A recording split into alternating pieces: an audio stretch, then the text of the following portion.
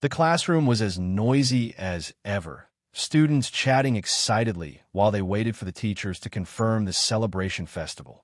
As usual, the lesson began with Ms. Anna stepping into the room and sweeping her gaze across the class, her eyes carrying a chilling, murderous intent.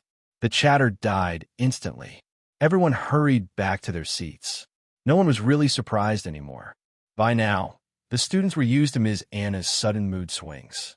Most of the time, she had the personality of an iceberg, with an air of cold indifference around her. But every now and then, that calm exterior was replaced by that suffocating, killing intent. Some curious students had once tried to follow her and investigate the reason behind it. They were caught within minutes. No matter how defenseless she might look, she was still a genuine S-rank mage. Her perception was no joke. Now that I think about it, aside from the first day, when Fade got slapped awake by her, she's probably beaten him for sleeping in class at least 30 times already. Cough. Well, the behavior of a child of luck is beyond what us commoners can understand. Yes, you guessed it. All that beating is basically just a roundabout way for Fade to get Anna's attention. There's nothing more to it. It's actually working. Because she punishes him so often, everyone now jokingly calls Fade Ms. Anna's favorite student. There are even rumors that Ms. Anna is a sadist who enjoys beating people. Of course, that's nonsense. She's just extremely stressed and depressed. Sigh, the ways of Fade are extraordinarily and impressively idiotic. Rio. All right, now that you've all quieted down, Ms. Anna began, I'll start with the important notice. Your final exams will begin 2 weeks from now. For the combat portion, there will be a tournament where you'll fight each other. Anna. This time, the winner of the tournament will receive a letter of recommendation from the principal herself.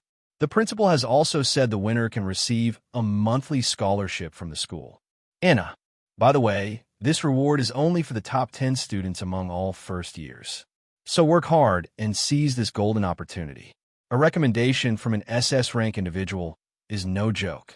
Even S-rankers don't get something like that easily. Anna. Also, only students who successfully pass this year's exams will be allowed to attend the celebration festival. The date of the festival will be announced later. Anna. And Anna, the air around her suddenly turned heavier, more serious. For the next week, you'll be put under a special training regimen by Mr. Gene Walt. I assume you already know who he, Anna. Before she could finish, the classroom door exploded inward with a deafening bang. A tall man walked in slowly. With every step he took, the floor cracked and a deep fracture spread across the wall from the shockwave of the destroyed door. The hell do you think you're doing? And who gave you permission to come in like that? Anna. Ms. Anna looked absolutely furious, as if she were staring at her mortal enemy. It was the first time the students had ever heard her swear at someone. No matter how annoyed she'd been in the past, she had never cursed at anyone. Not even at the protagonist, the great and almighty Fade. The man just grinned and gave the students a casual nod. Hello, students. I'm Gene Walt. I'll be in charge of training you brats for the next 2 weeks. Don't worry, I'll turn you into the strongest, most elite batch of students by sharing my combat experience with you. Wahahaha. Gene, right in the middle of his loud laughter, a gigantic hand made of flames appeared above him and smashed into his face. The impact was so strong that the blackboard in the wall behind it cracked open, a massive hole forming as bricks melted into lava from the sheer heat. Anyone could tell this was an advanced fire spell, Ifrit's hand. But to everyone's shock, Gene didn't even flinch. He just stood there with the same stupid grin on his face. His upper clothes had been burned away, exposing a heavily muscled torso covered in brutal scars. I see you're as lively as ever, Anna. Wahahaha. I love that about you. So, what do you think about my proposal? Why don't you just marry me already? Every day would be so lively if you did. Gene, who the hell would marry a brainless barbarian like you? And don't ignore my question. Why are you here?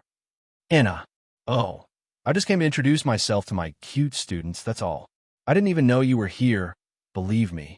If I had known, I would have come in a formal suit with a bouquet of your favorite red flowers. He grinned wider. So, how about it? Will you marry me? Gene, for God's sake, I've already rejected you over 1,000 times, and you're still this persistent. Anna, sigh. But when we were kids, you always said you'd marry me when we grew up. We even made a promise, Jean. I never said that. You're just daydreaming in broad daylight. And we were children back then. Anna. Professor Jin's shoulders slumped as he put on a wounded expression. But you even made me sign a marriage contract when we were in first grade. Sigh, Jean. Get out already, or I'll duel you right here, right now. Anna. Despite her threats, Anna's face was getting redder by the second. She was clearly embarrassed. This idiot completely ruined my image in front of my students. Just hearing him makes my stress go through the roof. TCH. Anna. All right, don't get so violent, honey. I was just about to leave anyway. Oh, and how about a dinner date tonight? My treat. I'll order all your favorite dishes. Bwaha. Jean. Bye, kids. Jean. Jean slipped out before Anna could respond, knowing full well she would reject him. Just get lost. And I'm not your honey. Anna. I can't believe how shameless that man is. Ugh, my head hurts just thinking about his stupid face. TCH. Anna. Then something seemed to click in her mind. Her expression smoothed out. The familiar, intimidating aura returned, and she turned back to the class as if nothing had happened. Cough. I trust you all understand now who Mr. Greenwald is. He'll be your instructor for the next few days. You should train seriously and strive for excellence. You are the future of humanity, after all. Class dismissed. Anna. With that, she walked out through the broken doorway as if it were perfectly normal. The students were left stunned. If someone had told them earlier that Ms. Anna could swear and scream like that, they would have laughed. After seeing it with their own eyes, there was only one conclusion in their hearts. The world of adults is insane. Hey, how did Mr. Jean tank that advanced spell so easily? Isn't that crazy? I've got no idea, man. But I guess there's a reason they call him the Tiger of the North. And to think Mr. Jean and Ms. Anna are childhood friends. That's pretty shocking. Idiot, don't say that in front of Ms. Anna. If she hears you, she'll turn you into a kebab. Didn't you see how dense the mana in that fire spell was? Why, a good point. While the students gossiped, our dear child of luck, Fade, was quietly having a heart attack. How dare that bastard propose to Ms. Anna? That should have been me. TCH. If we weren't in class, I'd have challenged him to a duel on the spot. Fade. Of course, that was nothing but delusion. Jean wasn't someone a mere C rank like Fade could even scratch. Even one of Jin's fingers probably had more destructive power than Fade's full-force magic. Academy Training Ground Number 4. Training Ground Number 4 was less a ground and more a gigantic enclosed arena. Huge wasn't enough to describe it. At least 5,000 people could stand inside at once, and there would still be room to move freely. The floor was made of reinforced tiles and special materials designed to endure extreme force. Rumor said that even if an A-rank attacked with full power, the structure would barely take any damage. In other words, it was the perfect place for combat training. At least, in theory, there was no way a student could leave a scratch on it. Body strengthening, concentration, sword aura, fire, sword intent. Rio activated all his buffs at once. His aura exploded outward, and the sheer pressure of his B-rank power caused visible cracks to form in the supposedly indestructible floor beneath his feet. Here I come, Mr. Jean. Rio. Without waiting for a signal, Rio sprang forward. His sword cut through the air in a flaming arc, aimed straight at Jin's neck. He poured everything into this one strike. With all his mana focused into his skills and sword, this was a pure do-or-die attack. If it landed, he won. If it didn't, he'd be completely drained and helpless. Now isn't the time to hesitate. I'll put everything into this. Rio. The blade closed in and stopped. It wasn't Rio who halted it. Jean raised a massive greatsword in one hand, as if it had appeared out of thin air, and casually blocked the blow. Rio's sword couldn't even push it back an inch. For the first time since he'd transmigrated, real shock flickered across Rio's face. This was the first time he had failed so completely to overpower his opponent. He hadn't truly expected to kill Jean, but he didn't think his strongest strike would be blocked this effortlessly. So this is the strength of an S-rank swordsman. I couldn't even see when he moved to block me. Rio, yeah, you're better than I expected, kid. Jin's lips curled into a satisfied grin. This is the first time a student's made me draw my sword since I joined this academy. Usually I just stop their attacks with 2 fingers. Jin, he tilted his head slightly, eyes gleaming.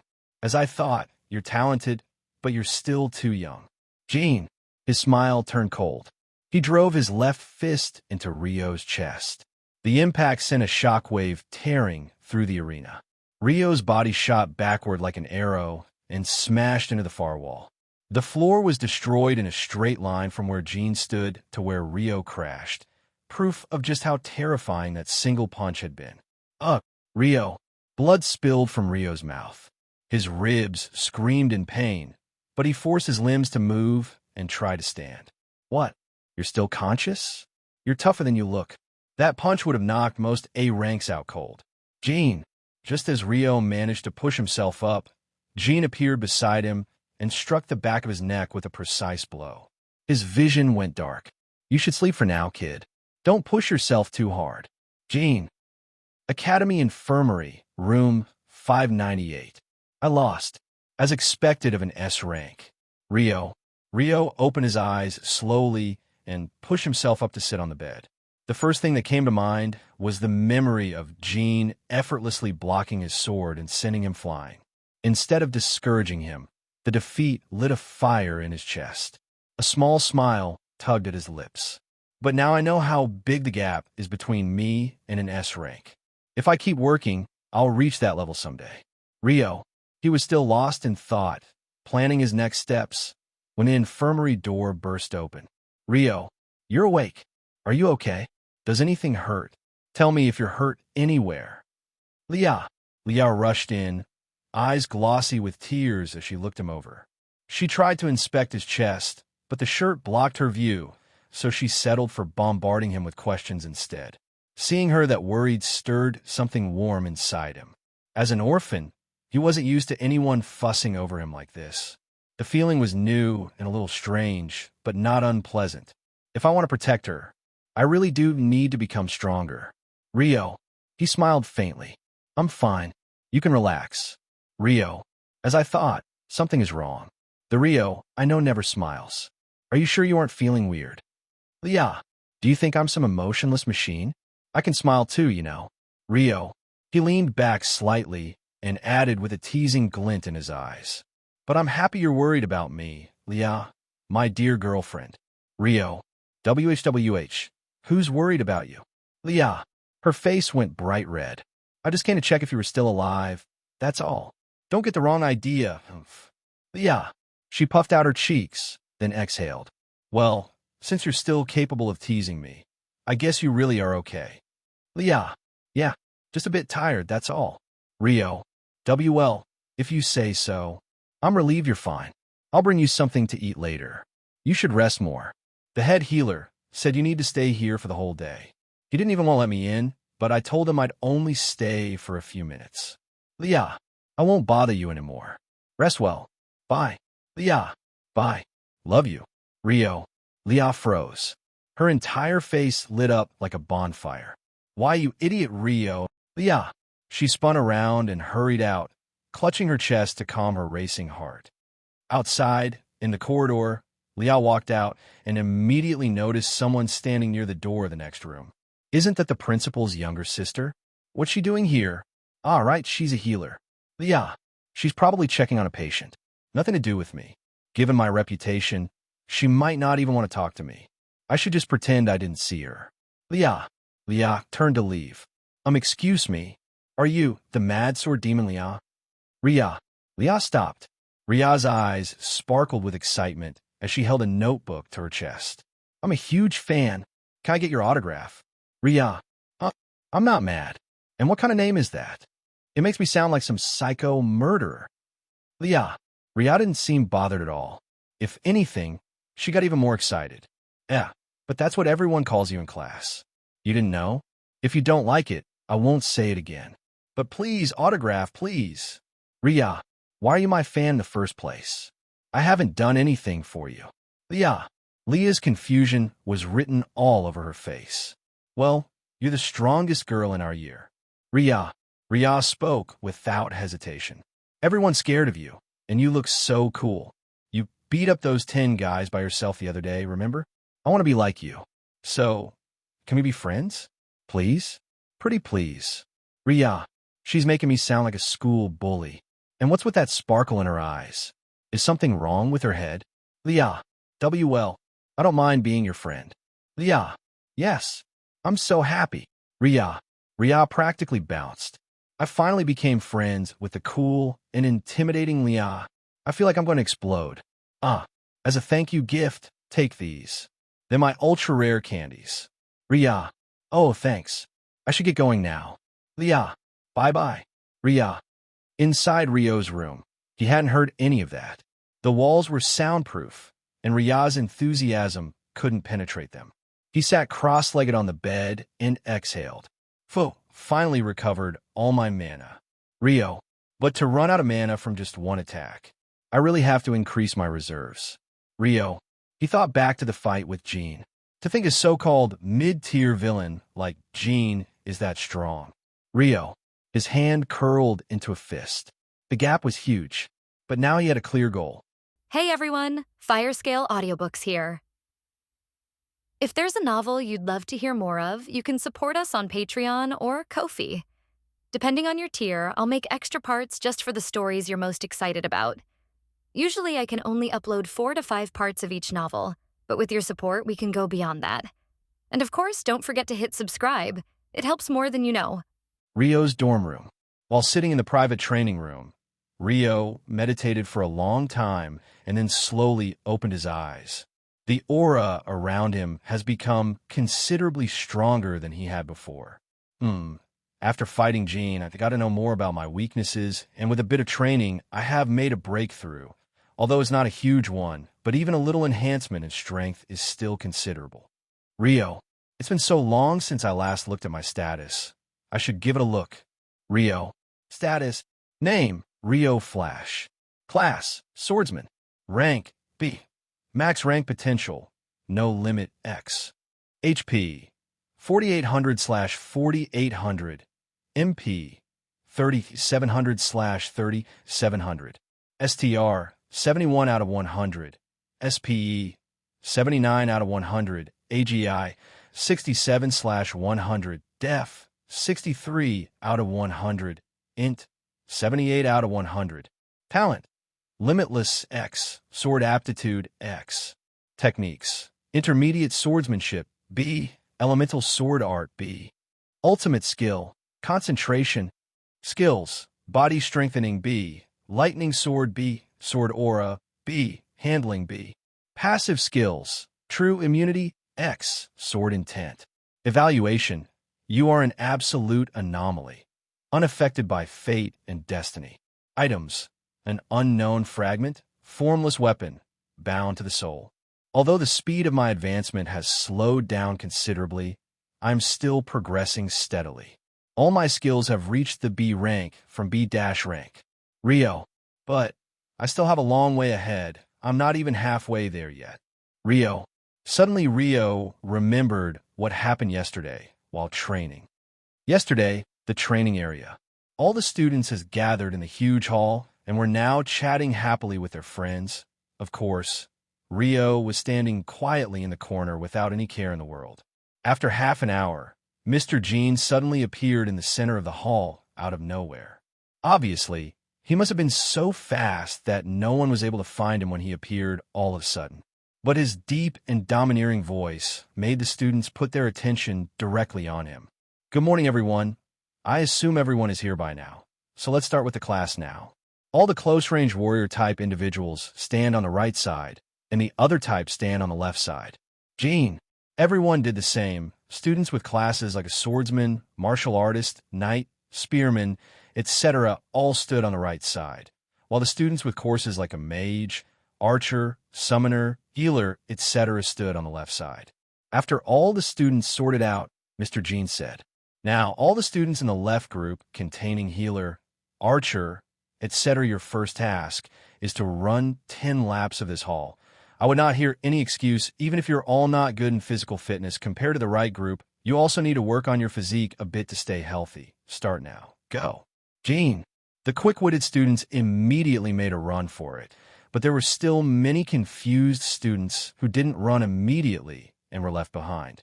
Gene suddenly appeared behind the last student and gave him a slap on the face. The student's face directly collided with the floor and made small cracks on the floor.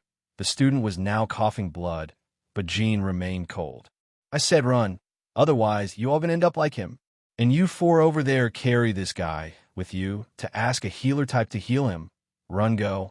Or do you want a tonic too? Gene. A chill ran down the student's back, and from the previous good impression of Gene now, he looked like a demon in the student's eyes. The students ran desperately in order to not get the slap and end up like the other guy who was forced to kiss the floor until it cracked. The previous cheerful atmosphere suddenly became grim and heavy in just a few minutes. Looking at the students now running as if their lives were on the line, Gene felt quite satisfied. These guys from classes like Mage, etc. have become too physically unfit due to them never needing to focus on their physique. Now, even if I make them train to death, it would not be that effective, and there's not enough time. The exams are just 2 months away. Gene. So, the only way to increase their physical fitness is by making them believe that their life is online. Only then can their body improve fast enough. Although some of them might get trauma that can be healed by the psychic of our university, so there's no problem in this. Gene. I can't believe how good my plan is. These students must be loving me right now for my generosity. Gene. Cuckoo. Gene. Looking at Jin's evil face and hearing his devilish laugh, students became even more frightened and ran even faster. It's working. It's working. I am a genius. Gene. After observing students running for a while, Gene diverted his attention to the other students' group, the close-range warrior group. First, you black-haired kid, you stand aside, and that red-haired kid, you also stand aside. Yeah. Now the rest of you choose a partner to spar for yourself. Fast. Gene. While Rio and Link stood looking at each other in confusion, all the other students chose their partners to spar with. After a while, all students chose their partners. Now, you have to spar with each other. You all go and choose a place for yourself to spar. But remember one thing, you're not allowed to kill the opponent. Rest is still manageable depending on the situation. Good, now go. Gene. While the students were just about to disperse, Gene had a sly smile on his face as he said, one more thing. The losers will have to double the training the academy allots as punishment, so you better not lose. Gene. Sudden desperation appeared on every student's face. They immediately started to look at each other as their lifelong enemy. After all, double the training is no joke. You will have to complete the whole training regimen twice. Even doing it once is a huge difficulty for most of the students, and twice is like an impossible task. The academy assigns a training regimen to all the students at the end of every week, in which they have to fulfill the minimum requirements to successfully complete their regimen. The requirements are like ABC no of squats, ABC no of push-ups, etc. Here ABC is different for every student, so I'm not writing a permanent one. After hearing the punishment, the spars between students, which should be friendly on any other occasion, have now become desperate struggles to win and not get punished by their demonic teacher. Seeing the enhanced determination of these students, I'm sure they will get much stronger in the upcoming day. Alas, I can't take their class for the whole year, otherwise their minds might get damaged, but it's okay for a week or two. At least their strength would improve much more drastically. Gene. After confirming that the students are fighting properly and had enough determination, Gene finally looked at the last 2 students left, who seemed to stand in confusion. Of course, Rio already knows what is going to happen. I can't see Fade anywhere. According to the novel, he was also chosen by Gene, so there must be 3 individuals including me, but now Fade is nowhere to be seen. I wonder where did that guy go? Rio. You know why I made a step aside out of all the students? That's because you two are too strong for the rest of the students to fight against, and even if I make you fight each other, there's not going to be any progress. After all, you both seem to have already mastered the basics to the core. Jean, so there's only one way. I will train you both personally. Get ready to fight me. Jean, an excited look appeared on Jin's face, and he looked at the two students as if he was looking at his prey. Link suddenly raised a question, though. But teacher, how do you know that we are stronger than others? Link, haha, who do you think I'm, kid? I already have an official title given by the Alliance, which means I've been through hundreds of battles, and I've already faced thousands of opponents. All my experience from the battlefield has honed my intuition and perception to a great amount, and I can feel that you red-hair kid have the aura as dense and strong as a beer ranker. Jean, as for you black-hair kid, you are strange. Even my strong perception isn't working on you. I truly wonder how strong you might be. Jean, but don't worry, I am not so nosy that I will force you to spill your secrets. After all, everyone has their secrets. Jean, Rio could see the unhidden curiosity on Jin's face. That must be because of the true immunity skill, Rio. But of course, Rio wouldn't tell this to Jean. The training grounds, 7th day of the training. After he beat me up on the first day, he hasn't attacked again, but instead, he gave me and Link both the task to land an attack on him by any method possible. Landing an attack may seem to be an easy task, but Rio, concentration, body strengthening. Rio's sword attack continued to fall on Jean, yet not a single one was even able to touch him even a little bit. Jean is just too fast. After all, an S-ranker's speed is no joke. Speed is my specialty, yet this man is beating me up thoroughly in my own specialty. This feels like I'm being slapped for being too arrogant in my abilities, but I must land at least one attack on him today. Rio, elemental sword arts, wind type, 1,000 strikes. Oh, that's quite a strong sword art you got there, kid. But still not enough to touch me. You have to work harder, ha ha ha. Jean, don't forget about me, Mr. Jean. Link, just when Jean seemed to be too concentrated on Rio, Link immediately understood that this is an opportunity created by Rio for him to attack. After all, they are both working together to fight Mr. Jean. Thus, Link sneaked on Mr. Jean from his blind spot. Dragon Arts, Roaring Fist. Just when Jean seemed to be stuck between the attacks of Rio and Link, he caught Link's hand without even looking at him and diverted it toward Rio, causing both of their attacks to get disturbed. Handling. Rio successfully diverted Link's hand aside before it could hit him with handling, but Link wasn't able to do so.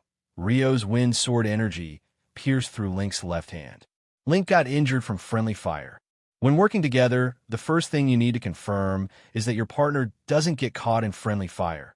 Also, you should be able to divert your attack any moment. Rio, you have to work on directly your own attack midway. While Link, you have to learn a way to handle an incoming attack like Rio, otherwise you would continue to get injured like this. Jean suddenly looked at his wristwatch and saw that time was nearly over. Okay, today's class is over for now. Remember what I taught you both and focus on your weakness. Aside from that, you both are doing quite well. Any other ranker would have gotten seriously injured by your combined attacks. I am sure both of you will make a good team one day. Jean, oh, I should get going now. If I took more of your time, Anna will get angry at me, saying, "Are you trying to kill my students by your barbarous methods? You piece of sh*t*.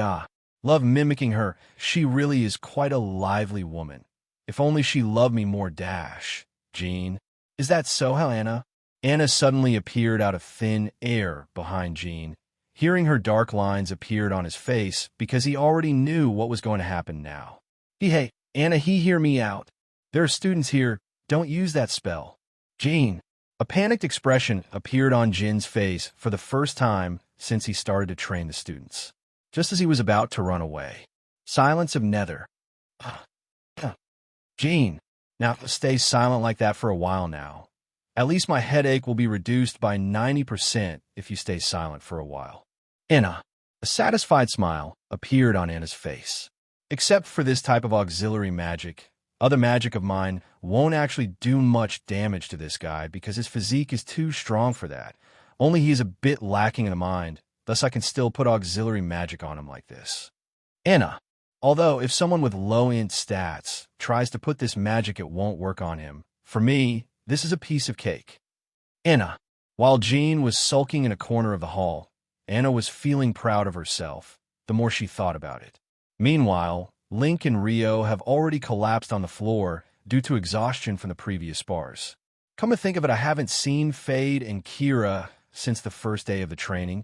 What could have happened, I wonder? This didn't happen in the novel, strange. Rio. Huff. You have... Huff also recovered from your wounds, Rio. Link.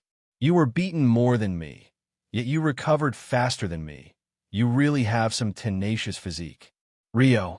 Nah, it was Ria who worked day and night to heal me continuously. She's a very good person. Link. Are you trying to show off your girlfriend in front of me? Let me tell you, Lia can cook godly food. Even a pig would gain wisdom if it eats that food. Rio. Oh. Come on, there's no comparison in them. Ria is much cuter than an elf. Link. No way. Lia is as fierce and smart as a demon princess. Rio. While the two most talented students of the class were comparing waifus, other students could be seen fainting all around the hall. Some were still trying to spar while some were groaning in pain, and most of them were collapsed on the floor. All of them seemed to have suffered a war. This scene looks like they have been beaten and tired for many months. For young students, this is indeed quite a tragic thing. Jean really doesn't know how to hold back. He is literally making them go insane from all this training. Anna. But since the principal has asked me to not interfere in the training of these students, I can't really do anything about this. Let's just give Jean a warning, so that he would go easier on them. Anna. Except Rio and Jean, all the students have not really suffered any serious even once. But these two are getting injured on a daily basis. Every time I think about this, my head hurts. That's sure, why barbarian. If the top talents of our class suffered mental problems, the scores of my class will suffer considerable damage. Anna. All the students are dismissed for the day. Return to your dorms, and those who are injured visit the healer's office. Anna. Anna left the hall while dragging Jean with her right hand. From Jin's face, it seemed he was actually enjoying it. Sigh, sigh, sigh. After Anna and Jean left, students heaved a long sigh of relief. I have survived one more day. Thank God. Thank you, my dear ancestors. Someone, please carry me to the infirmary. I can't feel my legs anymore. They seem to have gone numb from all the training. I want to sleep. Water. Someone give me water. I am dying. Help. Help. My lower body is stuck in the floor. Someone pull me out of here. Girls in the corner. Sister, don't stop me. I'm going to die today. Pull this sword out of my shoulder first. I have to go to the infirmary. While most of the students were still crying and whining, the healer team arrived on time and started to cast healing spells on the students and carry them to the infirmary. Hey, pull me out of the floor a bit slower. It hurts. Hey, don't pull my head, it will sever. Mad Sword Dash, Lia, are you feeling unwell anywhere? Let me heal you. Ria. Oh, thanks. By the way, do they healed Rio? Ria. Rio? Who's that? Is it a new candy? Ria. And no, he is the boy with dark black hair and pupils with an expressionless face, which you want to punch whenever he smirks cough. He must be around the central area of the hall. Lia. Oh, that's where Link is. Don't worry, senior healers from the second year are healing them. Ria. That's a relief. Lia. Here, your wounds are all fully healed now. You just have to rest a bit, and you would be okay to go. Ria. Can I ask you something, Lia? Ria.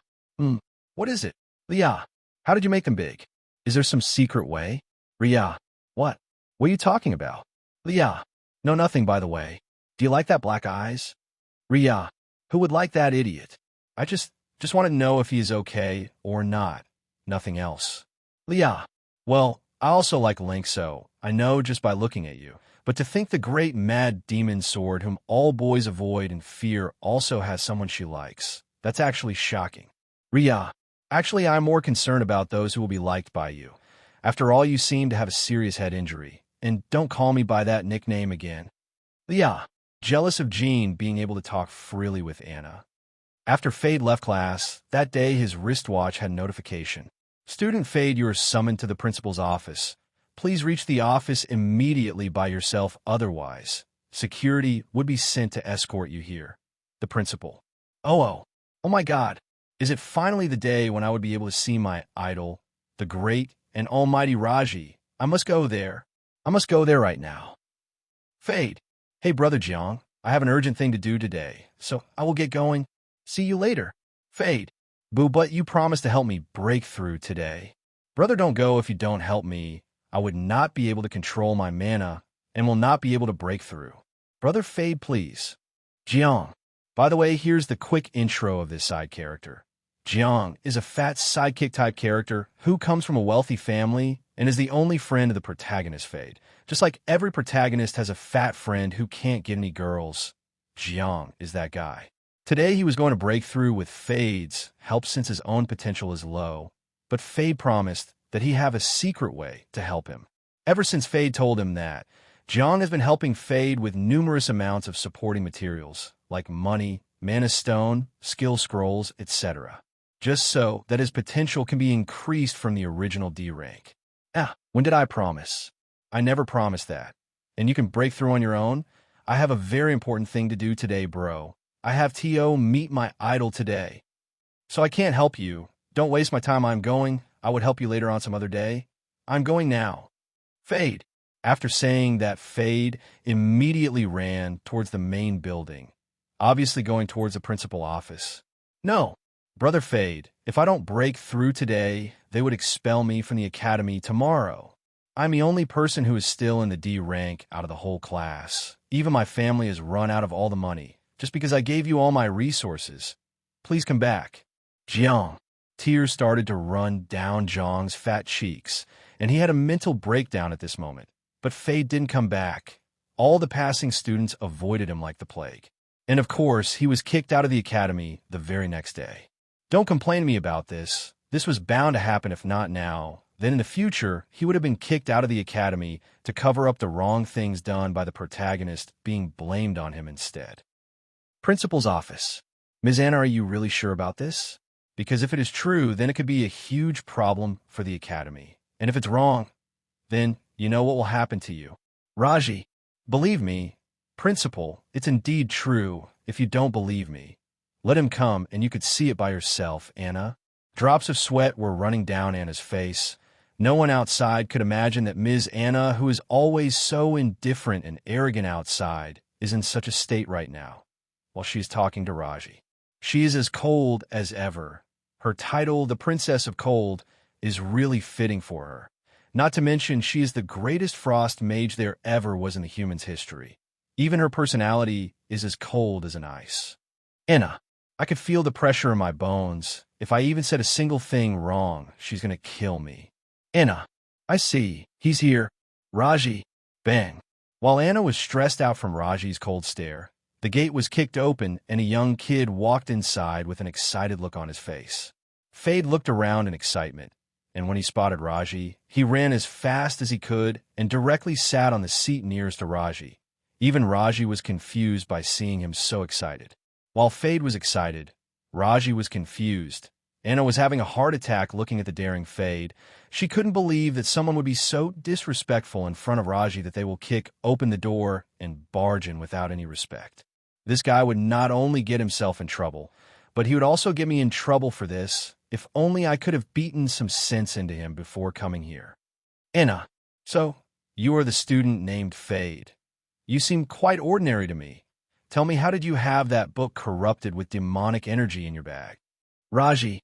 While Raji was saying that, Fade's bag started to fly in the air. It opened, and the grimoire flew out of it, flew towards Raji slowly, and fell on the table in front of her.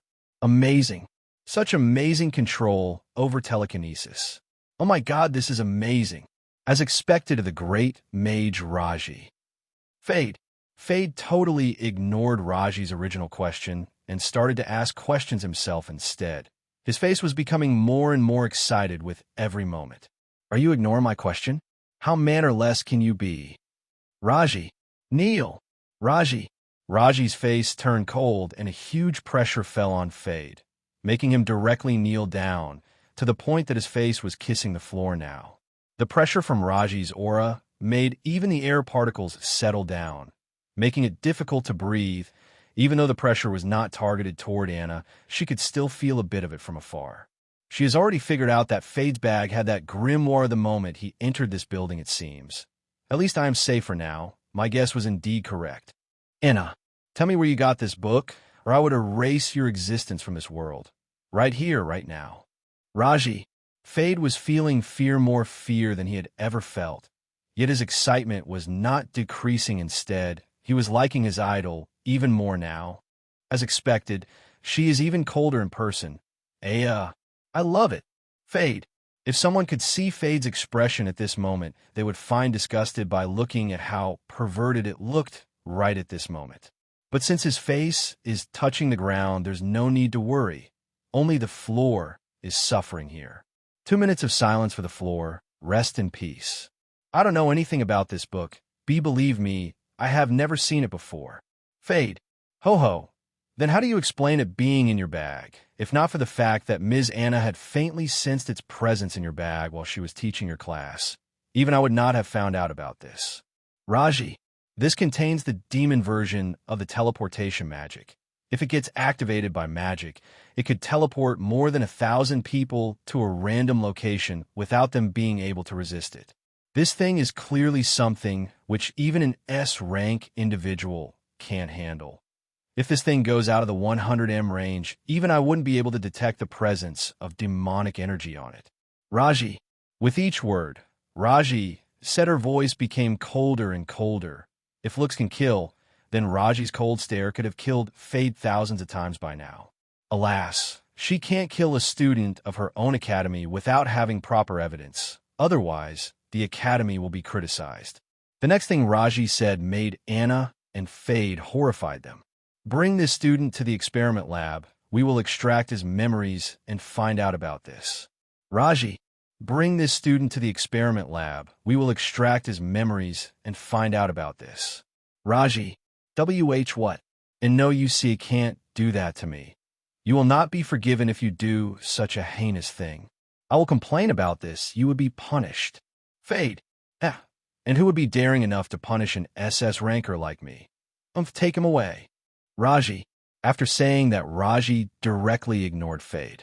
I have more important things to do. An SS rank gate has opened in the southern region, so I have to go there. After all, I can't miss this opportunity. Those two must have already left by now. I shouldn't get too late. Raji. She is talking about other 2 SS rank individuals of the human race. But principal, the final exams of the students are just in a few days if you go at this time. Anna. You don't have to worry about what I do or I don't. More than that, you should be focusing on how your class is going to perform this year. After all, it would be a shame if your perfect record got broken just because of a single student. You can leave now. Raji. For the first time since coming into the principal's office, Fade's face became serious. After all, he can't let them see his memory, otherwise they would know about the abnormality in his system, and he might end up becoming a lab rat and would become experimented to death. No. I can't let myself become a lab rat. I am a chosen one. I am bound to achieve greatness in the future. I have a boundless future. I can't let my story end here. I must do something. But what do I do? Fade. I dash Fade. Before Fade could say anything, he felt his consciousness losing control over his body, and he directly fainted. His body fell on the ground, as if a puppet whose strings have been cut off. Chantless magic. As expected, an SS ranker is no joke. Anna. Every time Anna witnessed Raji's magic, she became more and more surprised. Even the strongest of S-rank wizards can't use chantless magic even for a very low-rank spell. Generally, either there must be a chant or a magic circle to support the stability of magic, but this rule doesn't apply to an SS ranker. They are individuals who have gained a small amount of authority from the world laws. They can use magic below master rank without any chant or magic circle, just with the authority they have gained by mastering the laws of the world itself. This is the main reason they call an SS ranker a demigod, truly mesmerizing, Anna. Ranks of magic in this world. Beginner magic, G to E rankers use this type of magic. Basic magic, D to C rankers. Intermediate magic, B rankers. Advanced magic, a ranker. Master or mystic magic, S ranker. Divine magic, SS ranker. An SS ranker would need to use either chant or a magic circle to cast divine or master rank magic. But magic below master rank can be cast instantly with just the authority.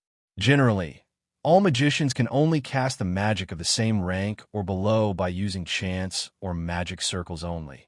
The other way is by using authority, and lastly, you can cast magic higher than your own rank by either using an artifact, or if several of the same rank mages gather and cast together, they can cast magic of higher rank than them.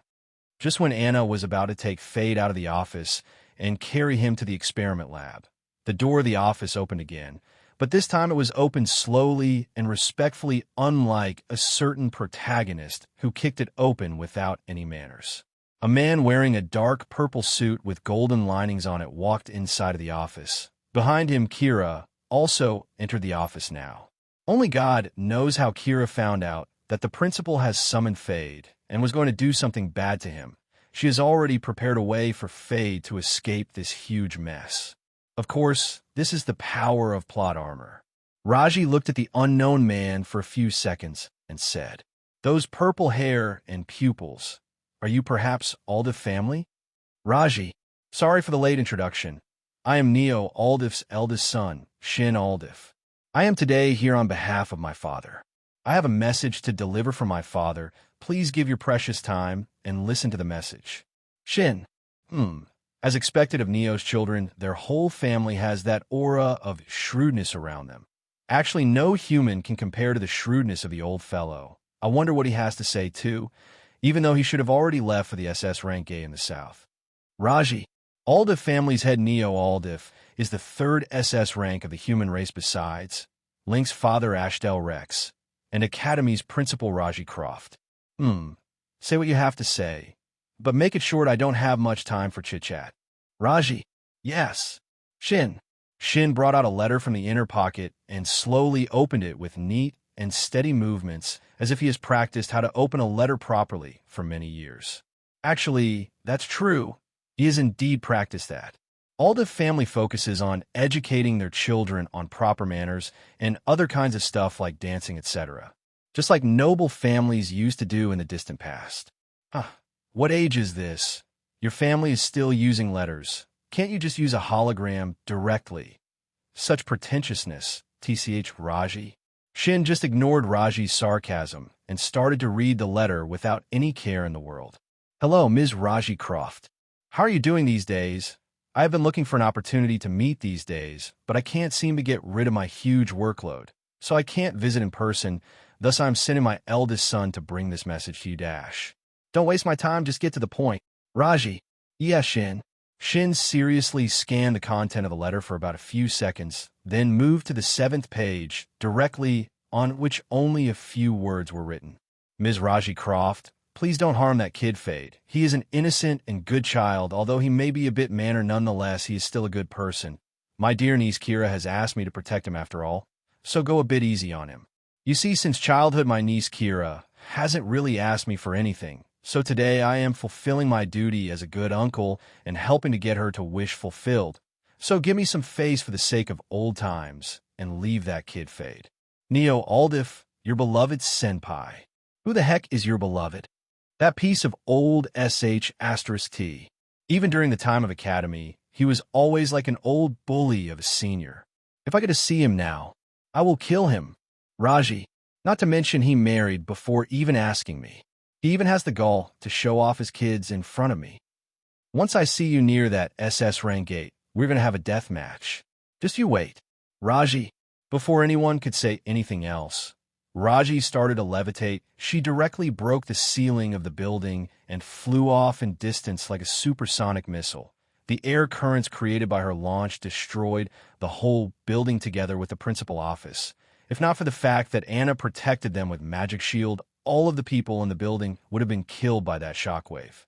While Raji left in her uncontrollable fury, Anna and others were now left behind in confusion. Now they have no idea what to do with Fade anymore. Well, let's keep Fade in the student prison for now. Anna, but Kira. Kira, you can still visit him in the prison every 3 days.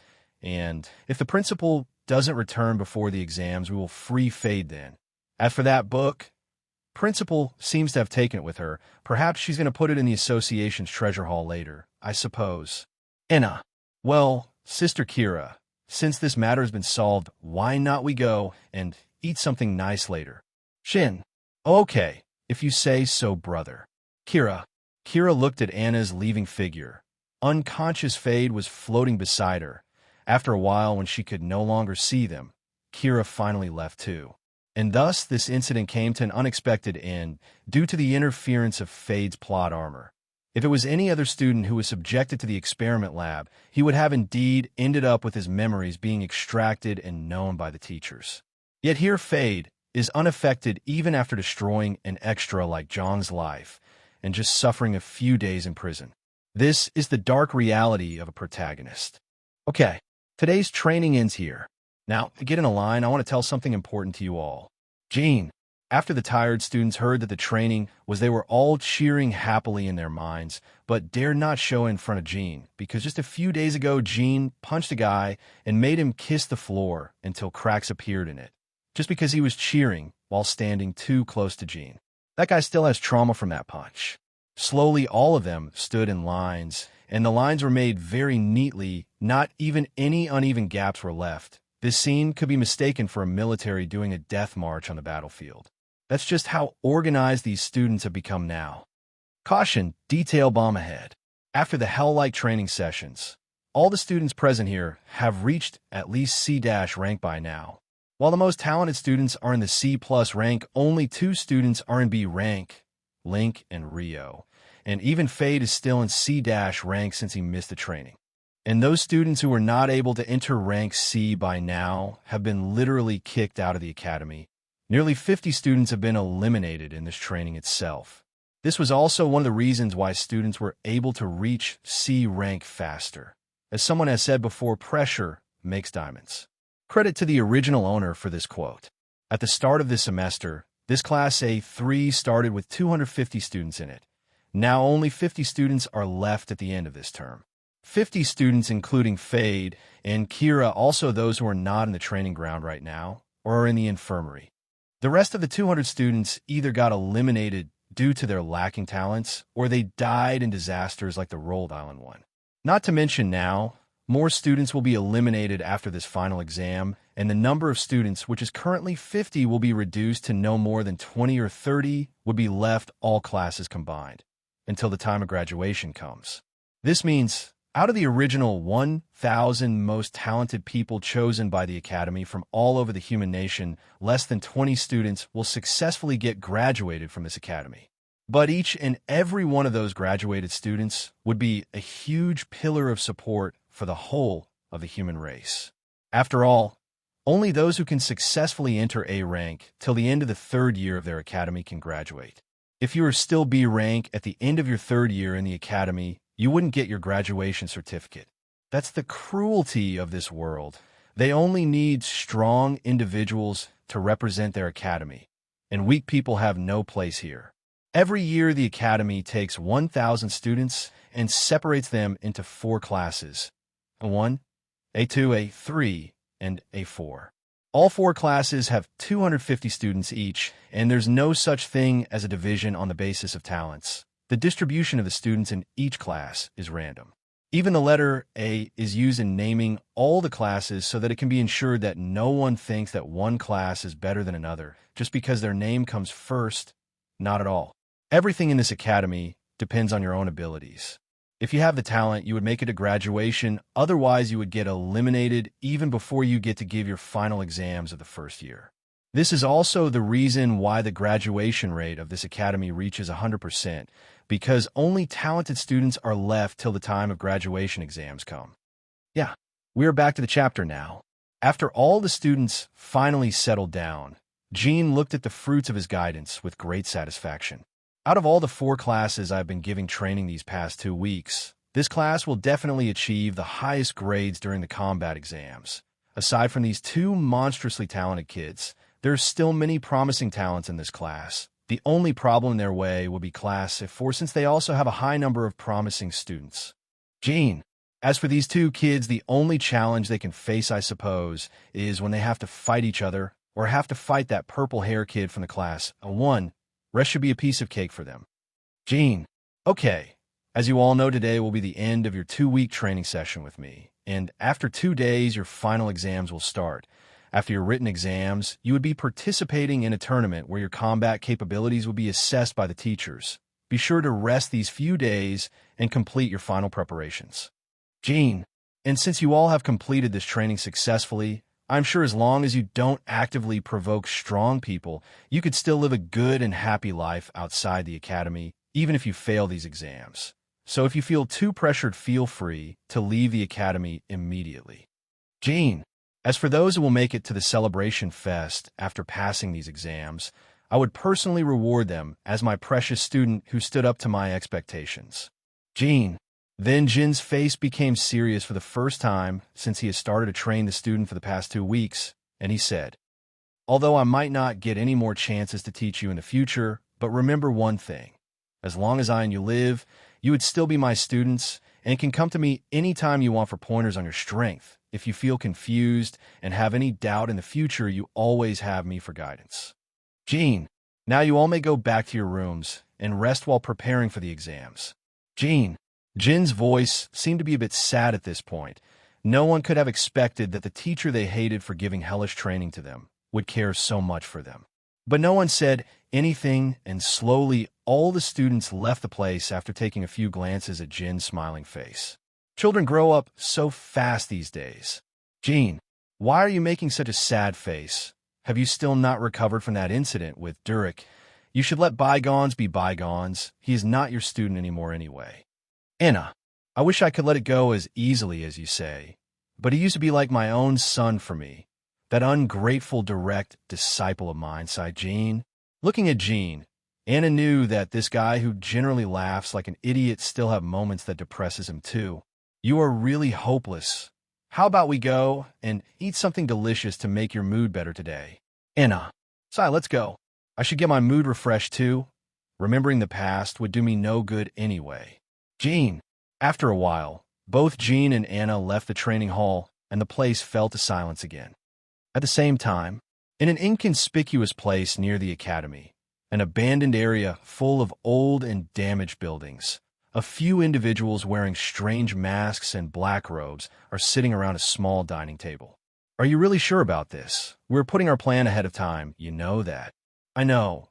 Originally, according to the plan, we should have done this 2 years later, but fortunately we have found a very appropriate host for carrying out our plan. We can't let this opportunity go from our hands. Did you inform the prince about this thing? Of course. He even said that he will come here in person. What? But isn't that dangerous for him, since this is very close to the heart of the human territory? Don't worry. All the 3 SS rank individuals of the human race are currently in the southern area and are busy conquering the new SS rank dungeon there. This is the perfect opportunity for us to strike. You do have a point, but how much time would we have before other S rankers come as reinforcement? Well, we will have about 3 hours at most, I suppose, but since the prince himself will be here, so this much time is enough for finding that fragment and its owner. Yeah, I hope everything goes as planned, and we don't end up empty-handed like last time in the elf capital city.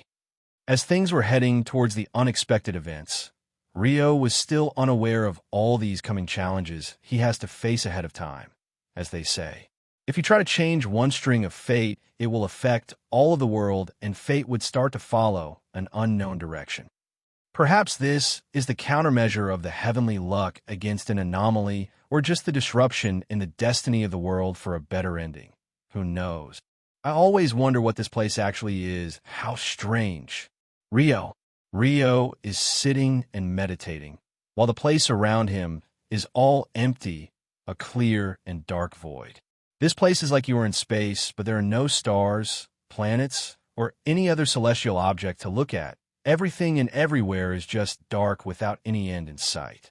Even though it's so dark here in this place, how am I still able to see myself clearly? I can see myself as clear as a day. This place is extraordinary. Strangely, Rio can't feel any kind of emotion in this place, nor fear, nor anxiety, anything. He can just feel indescribable calmness. Everything seems calm and steady to him. Ring, ring, sound of an alarm. It's time to wake up, it seems, Rio. Suddenly the place was covered in light, and that dreamlike state broke up, and Rio found himself sleeping in the same bed he had slept in yesterday.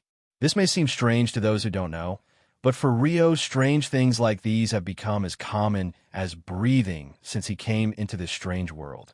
After Rio got up from his bed, he clicked a button on his wrist, watched the 3D printer start to print a cup of tea.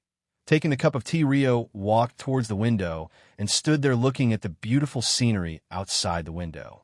It's been nearly a year since I came to this world. Time sure flies fast. Rio. While sipping the hot tea, Rio started to think about the strange dream he had. Why am I seeing that same dream every day? I can't understand. But ever since I've got that skill, true immunity, I seem to have lost the ability to see dreams. Rio. True immunity blocks any type of mental or spiritual attack magic that could harm Rio in any way. But as a side effect of this, Rio seems to have lost the ability to see dreams like a normal human. Instead of dreams, all Rio sees while sleeping is pure emptiness, a never-ending void with basically nothing in it. It's not like I am complaining, though. Rio, after all, inside that void, Rio only feels indescribable calmness, as if all his emotions don't exist anymore. It should have been terrifying for any normal human, but since Rio can't even feel terror in that dream, he can't actually get terrified. Indeed, this is too strange from any angle you look at it. But for Rio now, this has become a regular thing. After all, he hasn't seen a single dream other than this ever since he got true immunity. Thus, this skill could be considered good and bad both. But given any number of chances, Rio would still take that skill, even if he knew beforehand that he will lose his ability to dream. Not to mention that I am still losing my emotions slowly with each passing day. This is a real problem. I fear that I might even lose the feelings I have for Leah. That could be a really huge problem. I hope such a thing doesn't happen.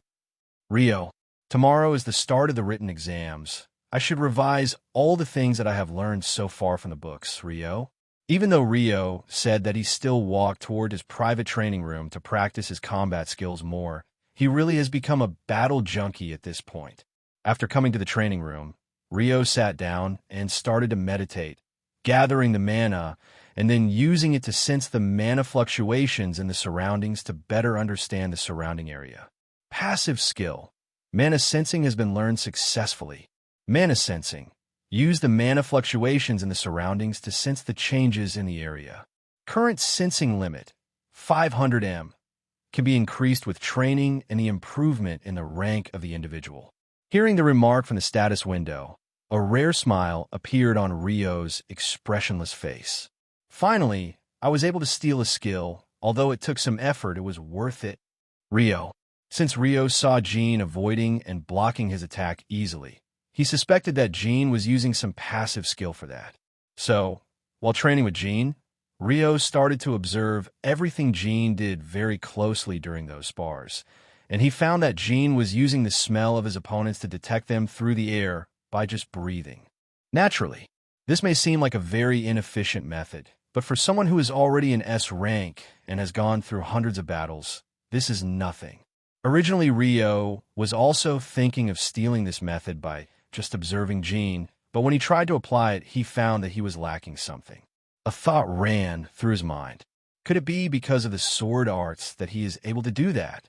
And guess what? Rio was correct. Jean was indeed using his sword arts, but passively, just like normal breathing. Rio knew that Jean used Predator King sword arts, which is heavily based on the attack patterns of a tiger, and since smell catching is easy for tigers, Jean could achieve that with his sword arts. Thus, Rio knew he couldn't copy it, but just when he was about to give up, a sudden idea came to his mind while he was in that void-like dream. Since Jean could use smell as a base for detection because it is his sword arts, I should be able to use mana and elemental energy in the surroundings as the base of my detection, because my sword art also depends on them, Rio. To confirm this, Rio decides to train, and finally, just before the exam starts, he has achieved his goal. Everything in this world contains mana in it, even a small particle of sand to have mana, so you could detect mana fluctuations without much of a worry. Now, this has proved one more thing to Rio. Even skills can be stolen or copied if you have the ability to do so. Rio. Although, of course, it can't be done so easily, it is possible to do so. Now I can easily sense every minute detail in this room easily. I can even tell the number of bricks in the walls of this room. Actually, I can even sense what the person in the next room is doing, Rio. But I shouldn't violate someone's privacy. That would make me a degenerate, Rio. After trying the newly gained skill, Rio trained in his room again and again. Of course, he has already learned enough for the written exams too. Otherwise, why would he be so nonchalant about it? Mana sensing has drastically improved my combat ability and all other aspects. Indeed, having more senses during a fight could be very good. Rio. Using this skill in combat may actually prove to be very useful. I wonder what face Gene would make if he knew that I have copied his skill without him even knowing this. Rio. In a certain small cafe. Achoo. Gene. I wonder which of my cute students is talking about me, behind my back. Gene. You really think those students are cute and all? You know, they might be more devilish than you could ever imagine. Anna. Yeah. You're such a boring person. Anna. Perhaps the students might actually hate you, or something. That's why you were saying that. Gene. Are you trying to pick a fight with me? Anna. Hey, keep your voice down, otherwise people around us will recognize us. After all, everyone has already seen our faces when we debuted as S-Ranker on the internet. Be sure to not catch attention as much as possible. Gene. Last time someone recognized me, they created a huge crowd, and it became really difficult to get rid of all those clingy women. Gene. Oh, is that so? Then why not bring those women with you to eat? Why even bother with me? Anna. Are you perhaps jealous? Here, eat this ice cream, and don't get pouty. Of course, I would only bring my wife to date. Why bother with anyone else, Gene? Idiot who said I am your wife. But this ice cream is great. I wouldn't mind coming here every once in a while. Anna. While looking at his question paper for the exam on the mana systematics. This is the most important subject out of all the subjects students study in this academy. If you score well enough in this exam, you could consider yourself to have completed half the requirements for passing the exams. Don't skip these questions. I am answering your questions too in this one. Case 1. What is the difference between the way a mage type, non-combat type, and a warrior type awakener's usage of mana? The first question is already quite difficult. For normal students, this might be a nightmare of a test for real. But as I've been an excellent student in my past life, I have learned most of the things that I need to answer these exams, so it's easy for me. Rio. Rio picked up his mana-imbued pen provided by the teachers along with the answer sheet and started to write the answer on it. Mage. A mage generally uses mana by storing it around a major organ like the heart, brain, dantian, etc. in the form of mana rings. The quantity and quality of mana rings determine the upper limit of your mana.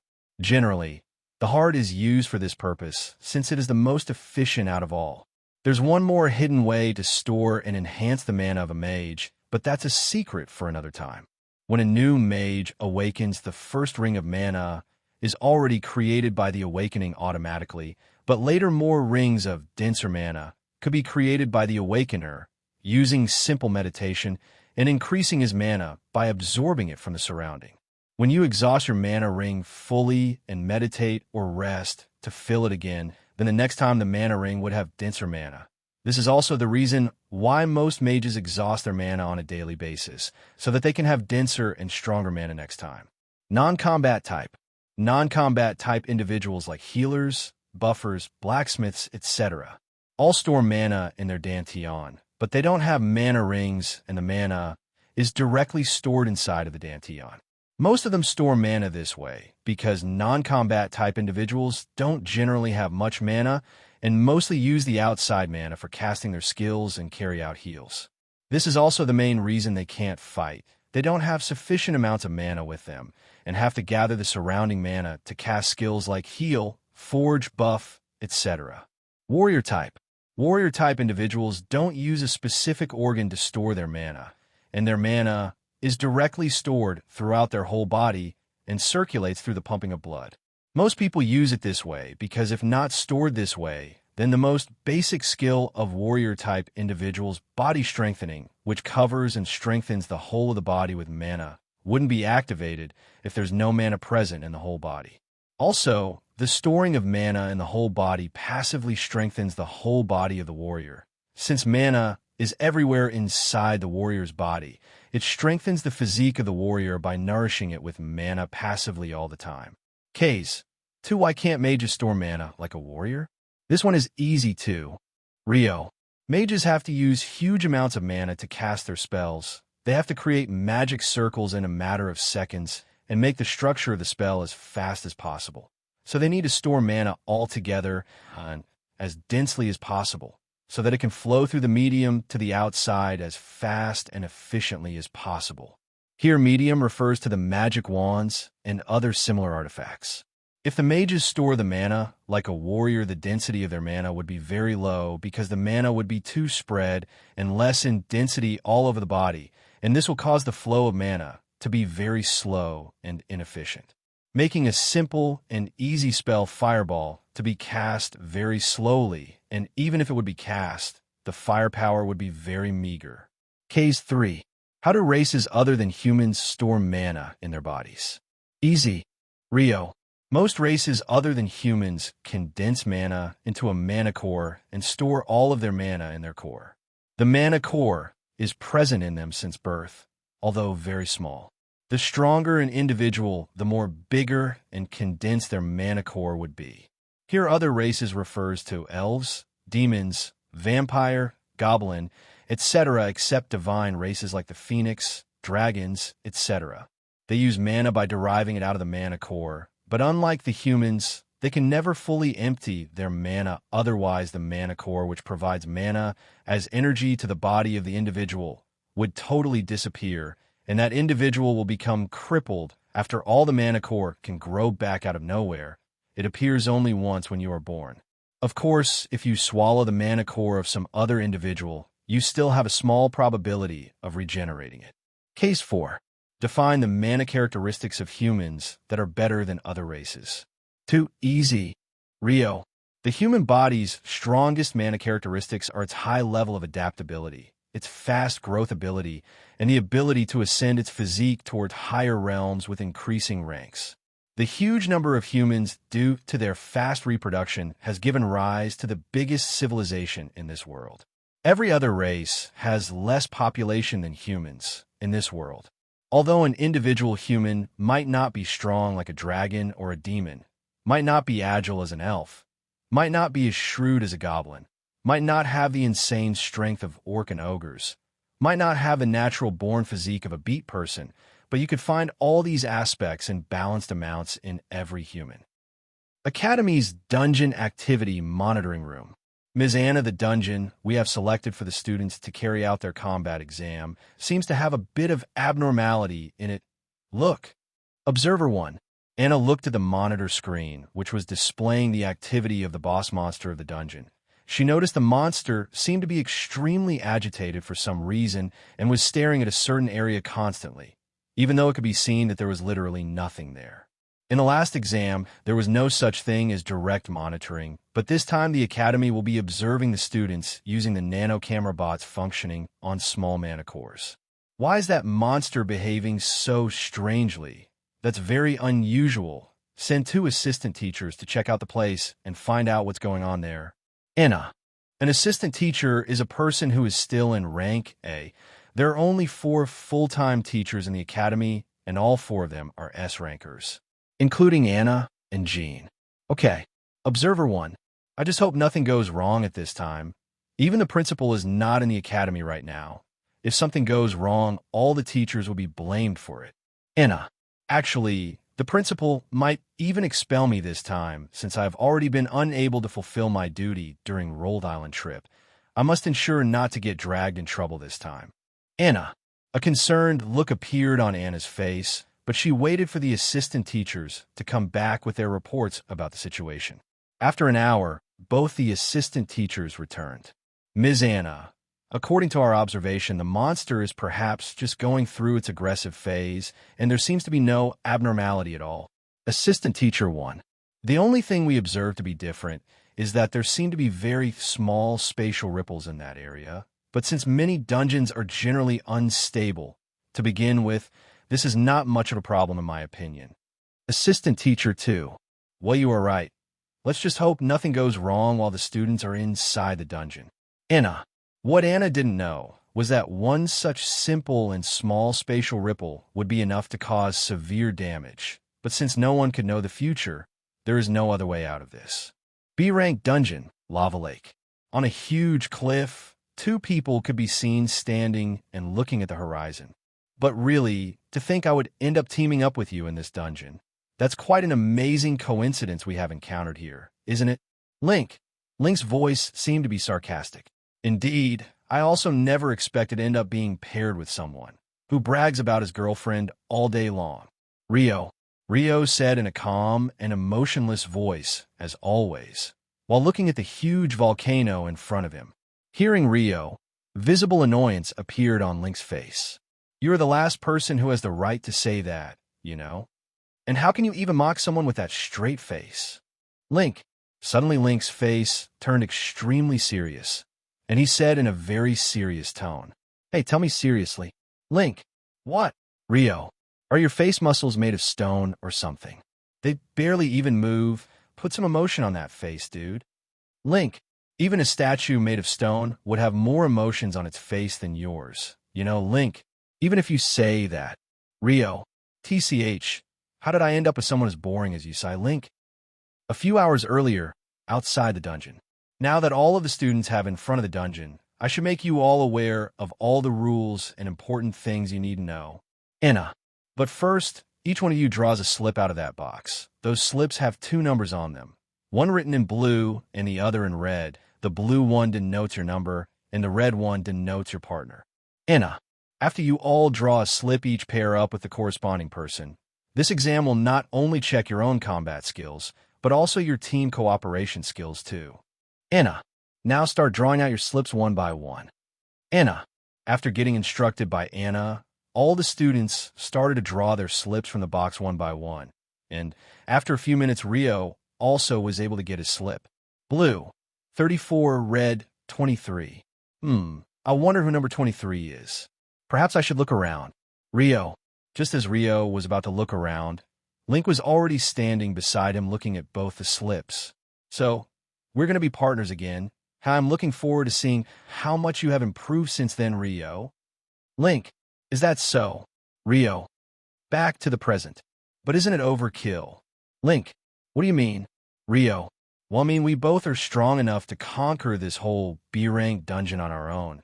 If we pair up, then wouldn't it be just a one-sided slaughter? I might not be able to even use my most powerful skills. Having a good teammate also have its own disadvantages. Like Link. Yeah, indeed, I am strong. You might not even get the chance to fight if it's just some weak monster. Rio. Sai, I wish I was paired up with Ria. It would have been so cool when I would have slayed monsters and protected her from all the monsters. Link. The Link I know from the novel was never so cheerful and energetic. He seems to be a totally different person. Seriously, love has the power to make a poisonous snake like him into a cheerful house dog. The power of love, so terrifying. Rio. Hey, Link, listen. Rio. What happened? Link. Link's face looked as if he was very curious to hear what Rio has to say. After all, this is one of those few times when Rio has first said something. Otherwise, most of the time, Link starts a conversation between them. Drown and die in that imaginative dream of yours. Rio. What? Dash. Link. Hey, are you trying to pick a fight with me? Link. Rio just ignored Link's rambling and continued walking toward the foot of the volcano. Hey. Don't ignore me, you bastard. I will spoil your food, which you talk about every day so much, hey. Link. I would kill you if you did so. Rio. While arguing with each other, Rio and Link continued to go deeper into the dungeon. At the same time, near a small river stream in the dungeon. Oh, look how pure and clear this water is. Ria. Yeah, it's really beautiful, and that waterfall over there is even more beautiful. Lia. Suddenly, Ria got up and looked at Lia. Hey, can I take a bath in it? I promise I would be quick. Ria. Wadash. we're talking about. We aren't sure if there are any monsters hidden in that river, yet you know. Yeah, but I will be very quick and come out before any monster get me. Ria. Ria was looking at Leah with great anticipation now. Sigh. How did I end up pairing with her? Every time I meet her, I get more and more sure about one thing: this girl has a problem in her mind. But taking a bath here would be dangerous, and if something happened to her, our team would be eliminated. I can't let that happen. Sigh, yeah. Hey, tell me already, hurry. Ria.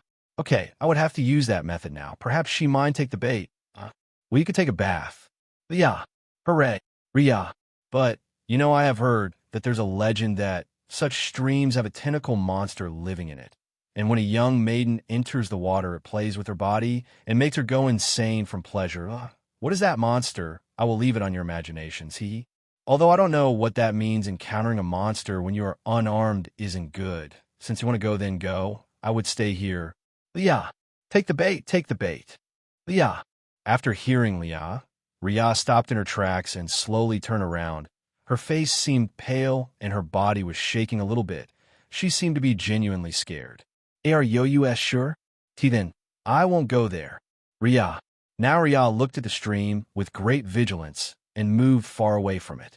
Yes, she took the bait, but seriously, how much of a blockhead you have to be to fall for such a cheap trick? But at least we can move forward now, yeah? Yeah. You don't want to take a bath now. Well, if you say so, let's go towards that waterfall. Perhaps we can find a monster worth many points there. Ria. Why? Ria. After that, Ria maintained quite a bit of distance from the stream all along the journey. It seems even someone as nonchalant and carefree as her can get so terrified from just some made-up nonsense. Academy's monitoring room. Are there any abnormalities so far? Anna. No. All the students seem to have entered the dungeon successfully, and the first round of combat would be starting soon. Observer 1. The boss monster also seems a bit stable now. Everything is going good for now. Observer 2. Good. Keep monitoring the students' movements and be sure to record properly. This data will be used to give them marks, after all. Anna. Yeah. Observer 1. Yeah. Observer 2. Everything seems normal, but what is this strange feeling I have? My intuition is telling me that something is not right, but what is it? Anna. Perhaps I am just thinking too much. It seems I am just worried over nothing. I should calm down a bit. Anna. Outside the academy, in a dilapidated basement. Get ready. The prince would be here any minute now. According to the information we have, the prince would be teleported here with the help of the teleportation scroll. After that, when he gives his permission, we can start our plan immediately. There's no time to waste. Get ready to welcome His Highness the Prince. I just hope he doesn't get angry when he sees this dilapidated place. Compared to the luxurious environment of the demon castle, this place is nothing after all. Author's note. Work harder, guys. We are still very far behind in the win-win rankings. I'm looking forward to all of your support. Question of the day. Which team do you think is the best? 1. Rio and Link. 2. Leah and Ria. Top secret hidden options. 3. Author and his keyboard.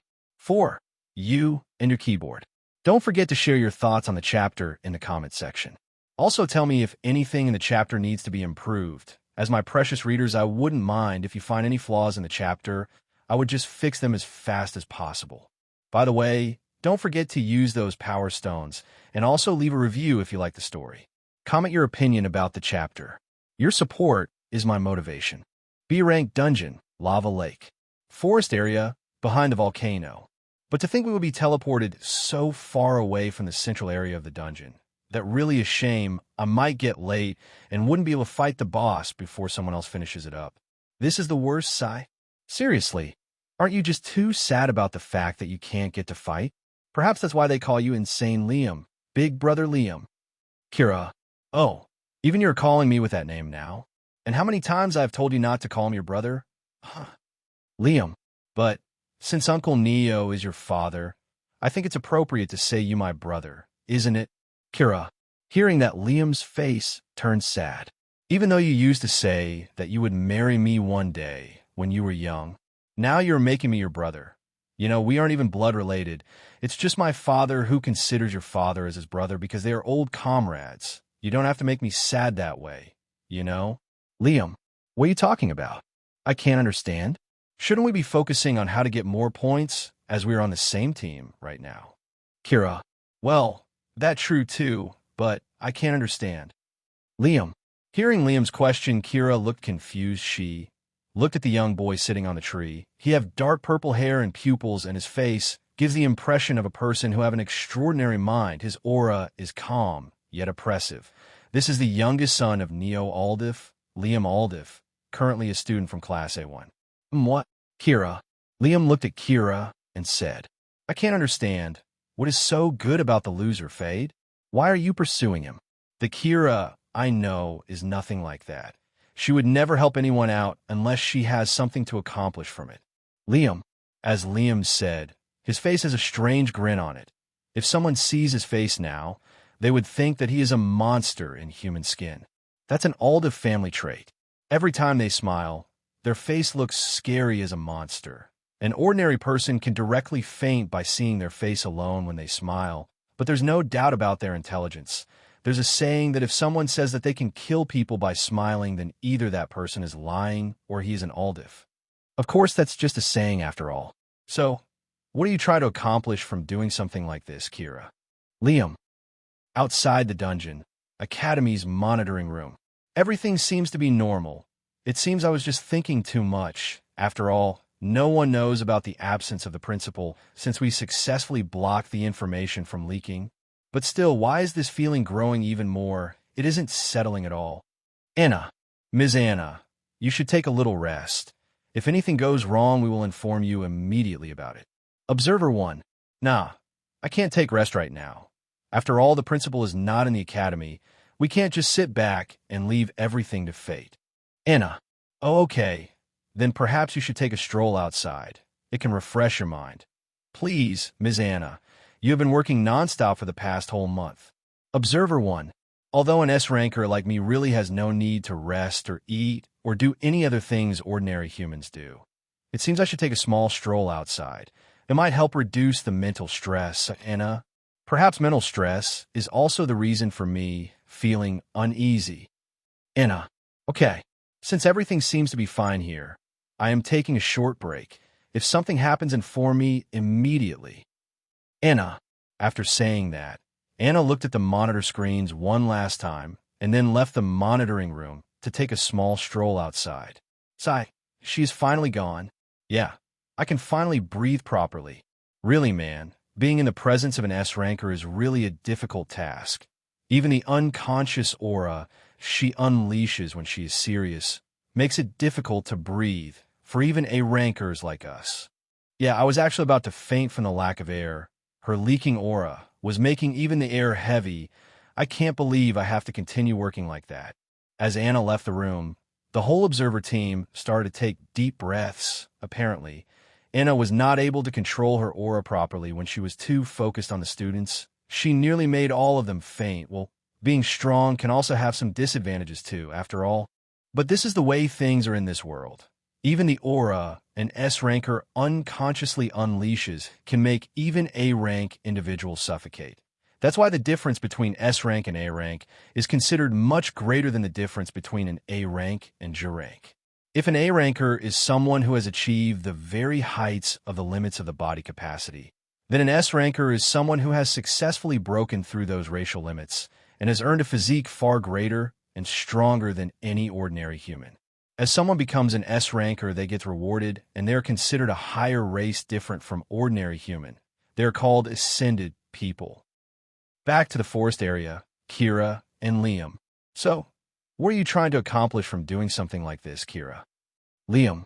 As Liam asked that question, Kira suddenly fell silent for a while. W, what are you talking about, brother? I'm just helping him be because he is a precious friend of mine. That's all there is to it. Kira. Seeing that Kira insisted on keeping the secret, hidden Liam's face became cold, and he stared into Kira's eyes. The atmosphere around them became serious all of a sudden. So you don't want to say? Well, whatever. I will know eventually anyway. But there's one thing I must say, Kira, if I found that you like him or something by any chance, you know what I will do, right? Yeah, I will kill him because I love you more than anyone else, and I won't let anyone take you away from me. as long as I live. You are mine, Kira. Liam, why you think too much, brother? Let's just focus on our task here. We still have to hunt for monsters. Let's go. Kira. After saying that, Kira ran into the distance. Liam looked at the fading figure of Kira and sighed. TCH, even though I have tried so much, even though I have done so much for you, why are you still trying to run away from me? Don't tell me that you're seriously interested in a lowly guy like that trash. Liam, have you gone blind enough to be unable to see the truth of that trash? He's just taking advantage of you. He's just using you for his own selfish goals. He has no interest in you at all, yet you choose to side with him? Have you gone insane after staying with him for just a few months? Liam, was that relationship of ours so feeble that you have started to distance yourself from me, just because of a trash you met just a few months ago?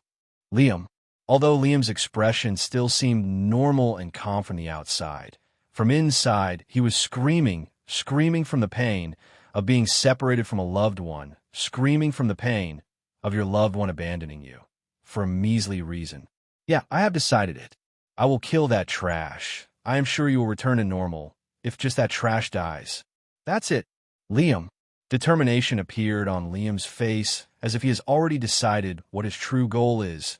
He instantly got up and left in the direction where Kira has ran off to. But one thing was proven: no one becomes a villain on their own. Circumstances make a villain. Not every villain is pure evil. The world deems them evil. And not everyone's a villain of a story. It's a matter of perspective that makes them a villain. Humans always tend to be like that, driven by selfish goals, which is one of the main reasons for all the suffering. But if there's no selfishness, then humans will lose their ability to live and move towards their goals, making them more useless. Thus, it's just too complicated to determine what is right, what is wrong. That's how the world is cruel and merciless. Only the strong have the right to do as they please, while the weak suffer and die a pathetic life. Academy's monitoring room. Oh, these two kids are so good in combat. Amazing. What was their name? That one is Link Rex. I know him, but which class is that kid from? Observer 2. That kid with black hair. I think he is from Ms. Anna's class, actually. I am not sure what's his name, though. Observer 3. But his combat skill seems to be quite good, too. I was against having Mr. Jean train the students, but it seems it worked out quite well. Observer 2. Yeah, with the growth rate of these kids, they might even surpass us in just one more year. That's an insane growth speed, even for geniuses. Observer 2. Well, that's why talent is important. There's no point in getting jealous over some children, Sai. Observer 3. That's true. If I had enough talent, I would have been an S rank by now. But since I've already become 30 years old without and can't advance further from A rank, the chances are extremely slim. Anyway, I can't risk this. My family depends on me, and I can't leave them behind yet. There's too much risk in trying. Observer 3. Come on, cheer up. Let's fulfill the dream we weren't able to achieve by seeing these children grow into great pillars of support for all of humanity, right? Observer 2. Yeah. Observer 3. Oh boy. The spatial stability around the boss area is getting extremely chaotic for some reason. Observer 1. What? How can that be? The dungeon was stable until now. How can it all of a sudden get disturbed? Observer 2. Now let's check it first. Observer 3. Looking at the monitor screen, the three of them saw the readings of the spatial disturbances getting more and more chaotic. A normal B-rank dungeon's spatial disturbance can't be so energetic. What's going on? Observer 2. This high amount of spatial disturbance is oddly similar to Dash. Inform Ms. Anna right now that there's someone who is trying to use a spatial path stabilizer to forcefully enter the B-rank dungeon. Hurry. Observer 1. Keep your eye on the monitor showing the area around the boss monster. We must confirm who is trying to enter the dungeon. Observer 1. Yeah. Observer 2. Spatial path stabilizer. A type of special stone found after slaying a monster with spatial power. Only an A rank or above monster with spatial powers can drop this item. But since this type of monster is extremely rare, there are not many stabilizers all over the world. Even the whole human nation has just 7 of them. Effects. A spatial path stabilizer can be used to forcefully let people higher ranked than the dungeon enter it without any problem. Generally, If an individual tries to enter a dungeon lower in 2 ranks than yourself, the dungeon spatial path, which connects the main world to the inside of the dungeon, will become unstable, making it impossible due to excessive load on the space fabric. But if there's a spatial path stabilizer, the path won't get unstable and won't stop the entry of the individual. Although generally this item is not considered much useful, but since it can be used 3 times, there's no harm in having them. Even the Academy has one given by the Alliance. The spatial disturbances slowly started to stabilize, and a spatial gate opened slowly and formed inside the dungeon. As someone's coming out of the gate. Observer 2. That be black armor, that golden insignia. How can that be? Impossible. Unbelievable. Observer 1. What's a demon doing all the way here in the center of the human nation? Observer 2. How can there be demons all the way here? Impossible. Observer 3. Just when everyone in the monitoring room was about to lose hope. What happened? Tell me. Anna. That C on the monitor. Observer 1. Anna looked at the monitor screen. Someone wearing dark black armor with a golden insignia on it was standing near a gate in the boss area. The boss monster could be seen retreating in a corner. The fear has made even this boss monster terrified enough to go limp and forced to crawl like a bug in an attempt to save itself. Just when Anna was about to say something, the person raised his head and looked at them directly, as if he knew they can see him. Of course, he is just seeing the nano-drone monitoring him. Suddenly, the monitor of the boss area went black. Then one by one, all the monitors started to go black, and eventually, all the devices used to monitor the inner situation of the dungeon went black and stopped working. Well, what's going on? Observer 1. A few minutes ago, in the underground chamber outside the Academy, the teleportation portal suddenly opened out of nowhere, and an individual wearing black armor walked out of it.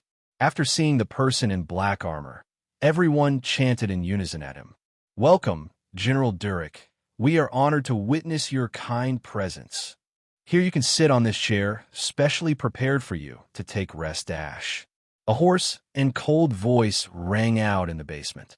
Cut the chit-chat, give me the coordinates, and I will directly use the stabilizer to open the path and stabilize it. We don't have much time left. If the information is correct, then we are already running out of time. We have to hurry. Durek. Durek looked at all the demon spies and said in a harsh tone. But no one answered him for a while. Then the person who seemed to be their captain said, General, these coordinates are valuable, so you should, pay us in return too, right? After all, no one in the demon world worked for free, right everyone? Yeah, General Durek, since we have risked our lives to get this, you should at least give something in return for this. That's how the demon world works. All the demon spies started to look at Durek with pure greed in their eyes. Some were even salivating over Durek's armor. As His Highness expected, after living in a human nation for so long, they have already lost all the fear and loyalty for the demon nation by now. They think no one can harm them in the human nation. Have foolish, lowly trash. Durek. A mysterious smile appeared on Durek's face behind the armor's helmet. Right, I should repay you all. Durek. Suddenly a great sword appeared in Durek's hands. As he spoke, a wild grin appeared on his face behind the helmet. Here, take your reward. I have plenty for each of you, so don't hesitate to ask for more. Durek. As Durek said that a massacre started in the underground basement, but it ended when the whole of the area in 2 kilometers was destroyed. After 10 minutes. All this took only 10 minutes. 7 A-rank demon spies ended up dead in just 10 minutes. While the most damage was suffered by the humans living within the radius of 2 kilometers, Durek didn't even suffer a single injury from this 1 versus 7 fight. It's about time I go back. I've already recovered the documents containing the coordinates. Now, there's no need to stay here. Durek. After Durek used the path stabilizer using the coordinates of the dungeon, he immediately entered the dungeon's boss area. Good. It seems the entry was successful now. I just have to teleport His Highness to Durek. It seems they have deployed something to keep an eye on us. Let's just destroy it first before it becomes a nuisance for us. Durek. Durek used his perception to detect all the nano-drones in the dungeon and destroyed them by crushing them with his strong aura. Every ordinary S-ranker have a wide range of perception, which can detect even minute things over a distance of 10 kilometers when they fully unleash it. Since there's no one to stop his perception in this dungeon, Durek simply got rid of all the drones first. But since he doesn't know who is the person with that fragment, he didn't kill anyone yet. Only an S-ranker or above can intercept the perception of another S-ranker. Generally, no one uses their perception to the maximum extent because using it for a long time puts an enormous load and consumes too much mana. This is also the reason why Anna or any other high ranker didn't detect the fight in the basement near the academy too, because it was out of the range of detection. Durek looked at the stabilizer and said, "It's time." Durek. Boss area, B-rank dungeon, lava lake. This area is right in the middle of the volcano. Strangely, there exists a platform directly in the middle of a huge lava-filled area, and a half-broken bridge connects the platform to the entrance of the volcano.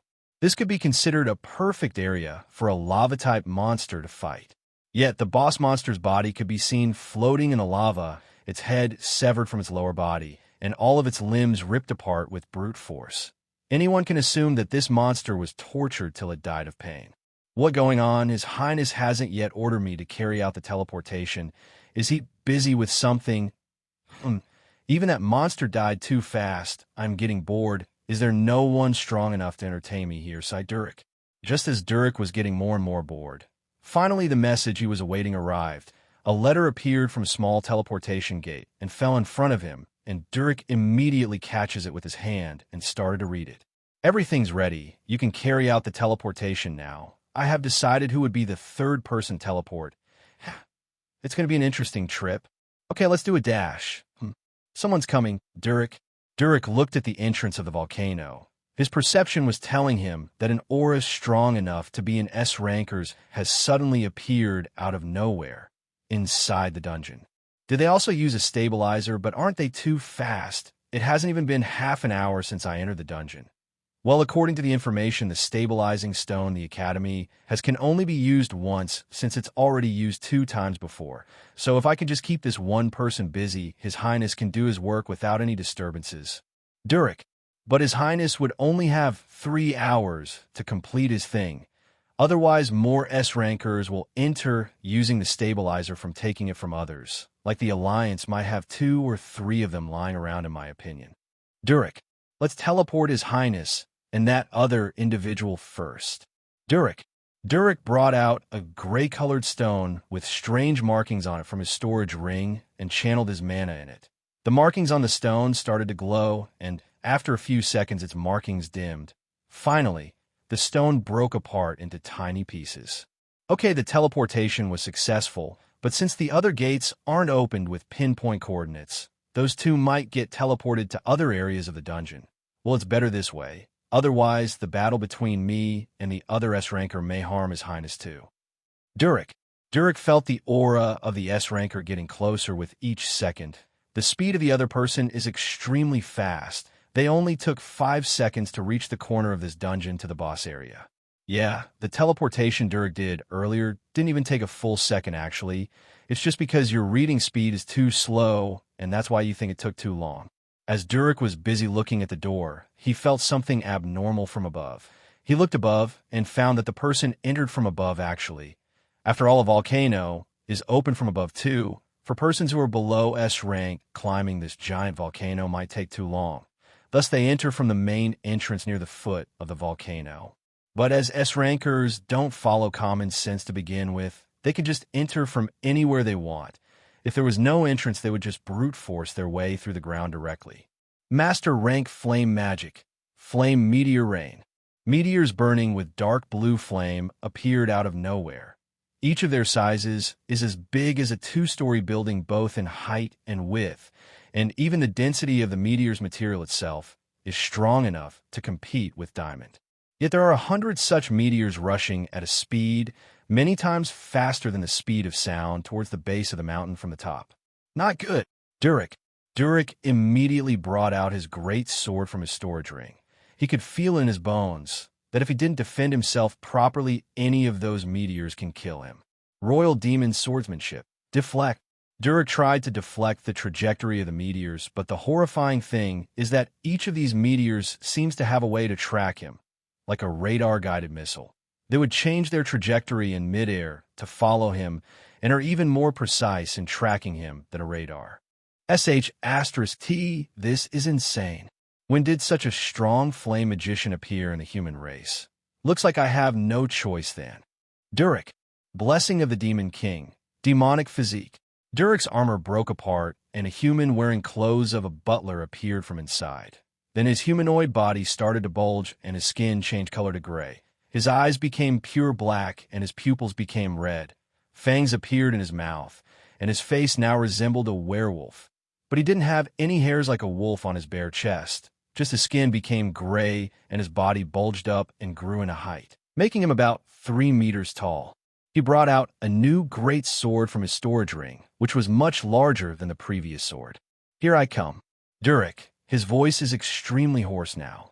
Durek jumped toward the meteorites and slashed at them with brute force.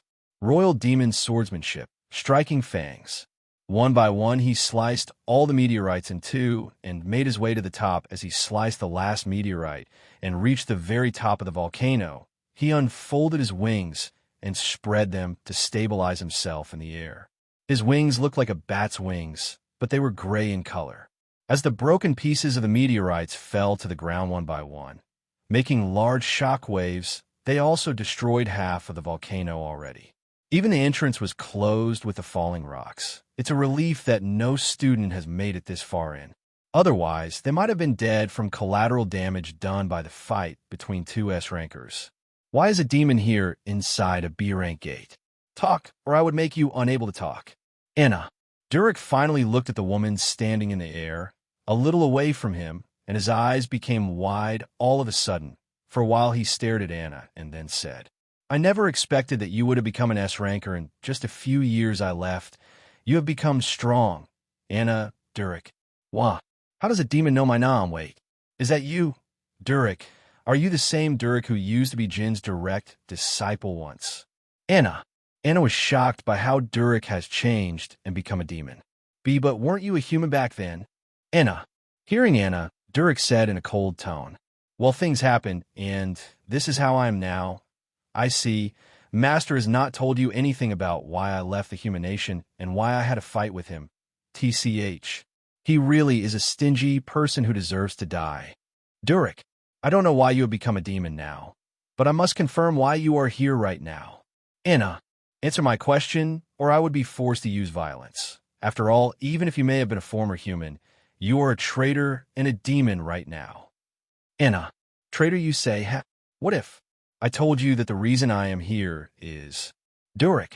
Durek raised his hand and pointed his finger toward Anna. You are the reason. Durek. Hey, can you feel the ground shaking, Rio? Link. Yeah, Rio.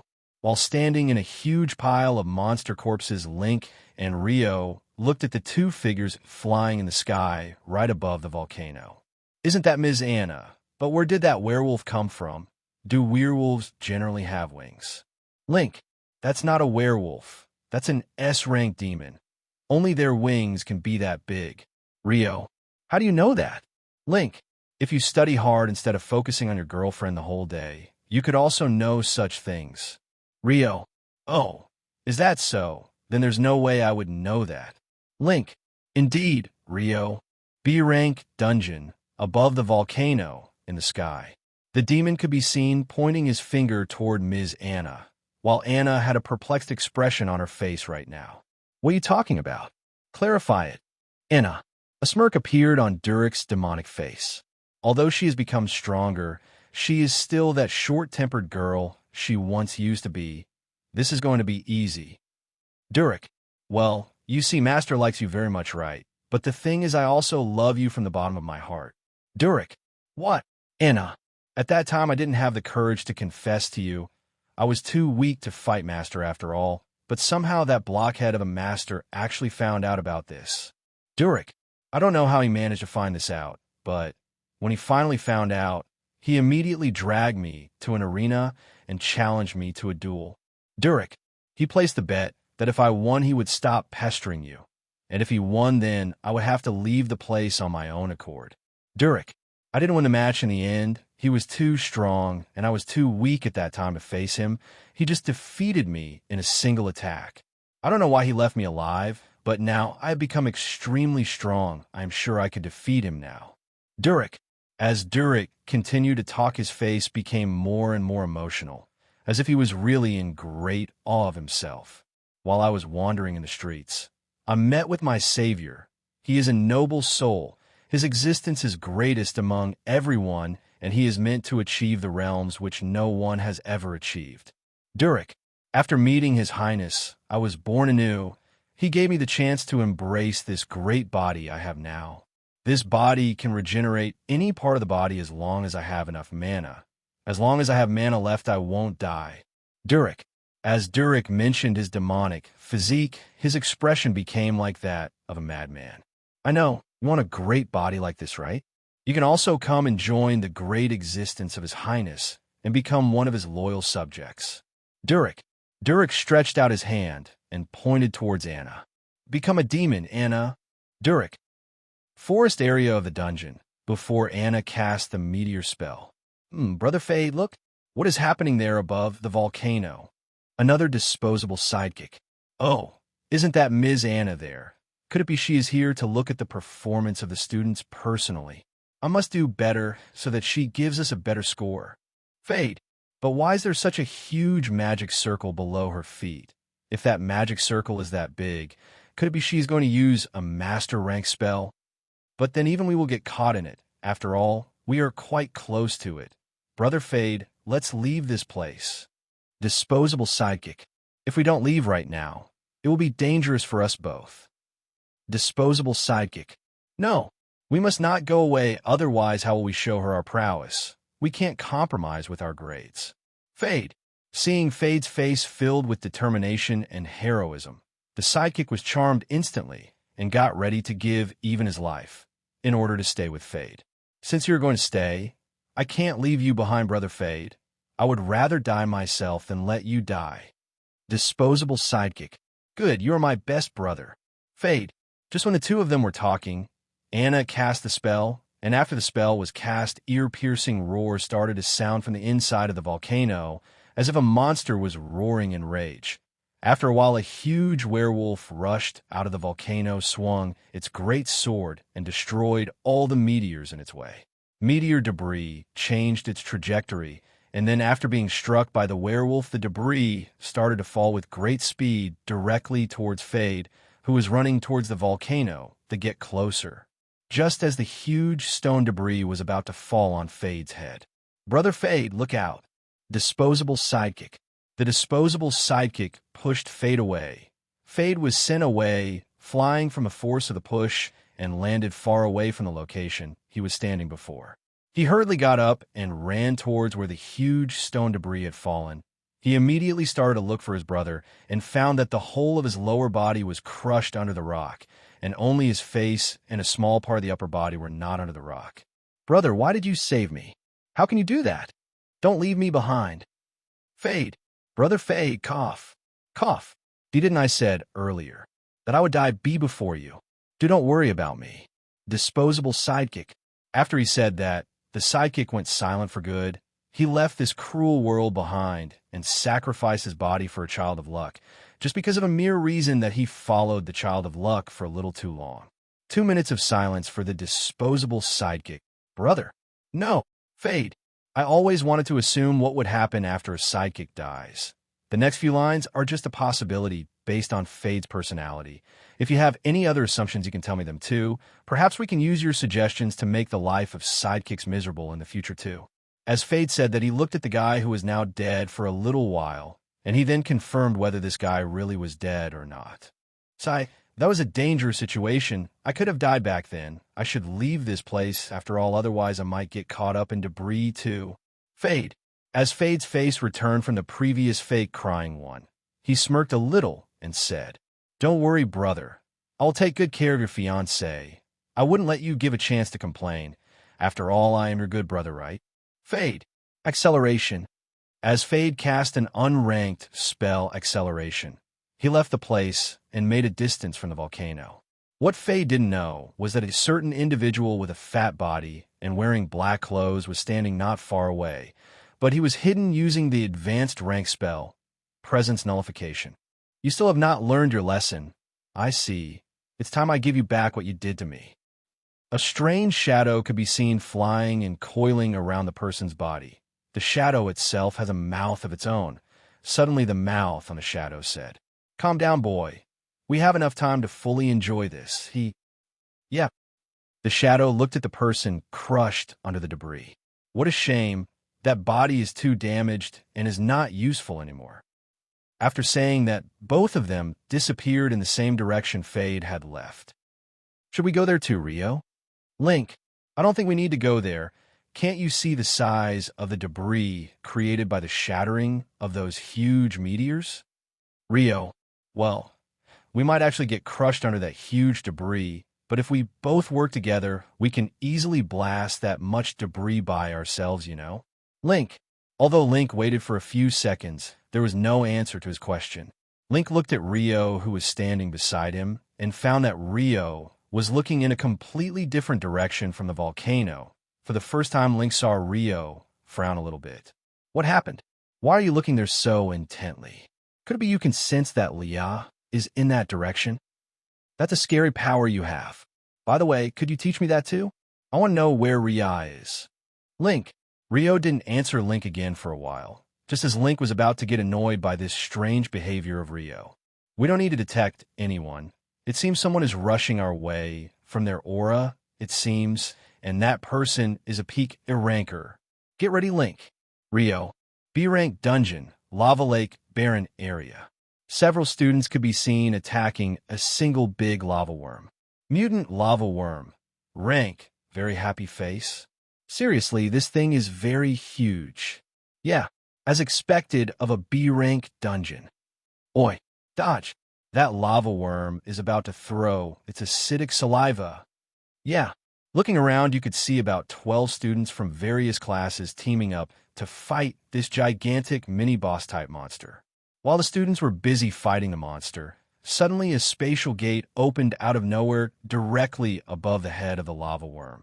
A person wearing dark black armor with golden linings on it walked out of it, but strangely he didn't fall to the ground immediately. Suddenly, 2 bat wings appeared from behind him and stabilized him in the air.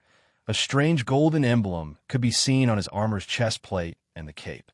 Seeing that all the students were surprised for a while, and the place became strangely silent. The person looked around and scanned all the students for a bit. Then he said, So these are the young talents of the human race, but aren't they a bit weak? Hey, who are you? And why are you wearing that strange armor? Strange? Yeah, so you don't even recognize the great emblem of the demon army too? It seems the human children aren't taught that well after all. Hearing the mocking voice of the person, all the students became angered, but no one moved yet because the lava worm was still their main objective and they didn't know who this person is to begin with. Are they not going to attack even after being mocked? It seems that the brain of humans and demons indeed works differently. If they were demons, they would have already attacked me by now. After hearing them being mocked, at least most of the demons are short-tempered, except those few intelligent abnormal ones. The rest are all brutes. The prince brought out a spear from his space ring. The spear was pitch black in color too, but it had strange markings and texts written on it in red color. He stabbed his spear once in the mouth of the lava worm lightly, and a huge hole opened in the body of the lava worm. Not to mention the huge hole, the body of the lava worm started to get destroyed further by mysterious energy, and after a while, the body of the lava worm turned into a mist of blood. The smell of blood could smell from the air now. All the students who witnessed this were horrified out of their wits. Some were so scared by seeing the insides of the monster spilling everywhere in this gruesome way that they ended up fainting. How can that be? That a B-rank monster. How can so easily? Hearing the cries of the student, the prince looked at the fainted and scared students. He tilted his head in confusion and said, You are getting scared from just this? It seems that the humans pamper their children too much. Don't tell me you all haven't been on a real battlefield ever? Prince, well, demons don't even care about their children. To begin with, And since there's such structure like a permanent family in lower-ranking demons, all the demon children are left to survive for themselves since birth. Prince, now that the distraction is out of our way, we can have a fight in peace. All of you come at me with your full strength. Let's fight to the death. Prince. The prince did say that, but not a single person moved a little bit after hearing his words. What? Did they not hear me? This is odd. Each of the battlefields I have been to, no enemy would wait so long, and would have attacked several times by now. If it were demons, they would have been ready to fight to the death with honor. Could it be that all of these human kids are cowards, and don't even have the honor to fight? Prince. After reaching this strange conclusion in his head, the prince shook his head a little and then pointed his spear toward the humans. It seems you all are cowards. I can't let such cowards like you live. It would be a disgrace to this world. Let me free this world from your cowardly existence. Prince. After saying that, the prince moves instantly. His speed is too fast, and only his after images could be seen by the students before anyone could have reacted. All the students ended up having huge holes in their chests, which were still increasing and destroying their bodies thoroughly. It seems not a single one of them is strong enough to even face an intermediate demon. Actually, I think they might actually have to struggle to fight a lower-ranking demon too. Prince. TCH, humans sure are more pathetic than I was originally expecting. If all of them are so weak, then perhaps the holder of that fragment might be a weakling too. Prince. After saying that, the prince left in a random direction to find the holder of the fragment. Waterfall area. Oh, look, Leah. This waterfall is so beautiful, and even the water is extremely clear here. Ria. Indeed, this place is extremely beautiful. If it existed in the outside world, it would have been a good tourist spot. Leah. When I go back, I would tell Link how beautiful this waterfall is. Look, that flower there is so beautiful. Ria. Wait, don't run away. It could be dangerous. Leah. No need to worry. It's just a flower. Ria. Just as Ria was about to grab the flower, the ground split apart and a huge mouth appeared from the ground. Body strengthening. Silver lion swordsmanship. Flowing divinity. The vast mouth was destroyed in just a few strikes, and the whole plant collapsed directly on the ground. The flower Ria wanted turned out to be a bait set by a plant monster trying to lure food for itself. Although this is a lame trap that wouldn't work on intelligent ones, every once in a while some idiots gets caught as its food though. Lia jumped and caught Ria, who was blown in the air by the impact of the appearance of the plant monster, and safely landed on the ground. Ria slowly opened her eyes, which were tightly shut from fear, and found that she was being held in the princess style by Lia. Stars appeared in Ria's eyes. Oh, thank you, Lia. You are so cool. As expected of the rumored mad demon Swerdash, Ria. Before Ria could complete her sentence properly, she was tossed away by Lia and fell on the ground with a bang. Ow, that hurts. Ria, it should. How can you be so careless? Have you lost your mind? No healer would leave the protection of a warrior so recklessly like you. What would have happened if something happened to you, idiot? Lia. Hearing non-stop nagging of Lia, Ria stuck out her tongue and tried to play cute in order to get forgiven, but that actually pissed Lia even more. Playing cute won't work on me. I have seen someone else do that many times already, you know. Lia. Eek. Scary. As expected of the mad dem dash, Ria. Don't call me with that weird name. And next time you run off by yourself, I'm going to feed you to a lava worm. Lia. And no, I don't want to be eaten by such a disgusting thing. Ria. Then keep following me without causing trouble. Lia. Okay, master, Ria. I'm not your master. Lia. In a hidden corner behind a huge rock near the waterfall.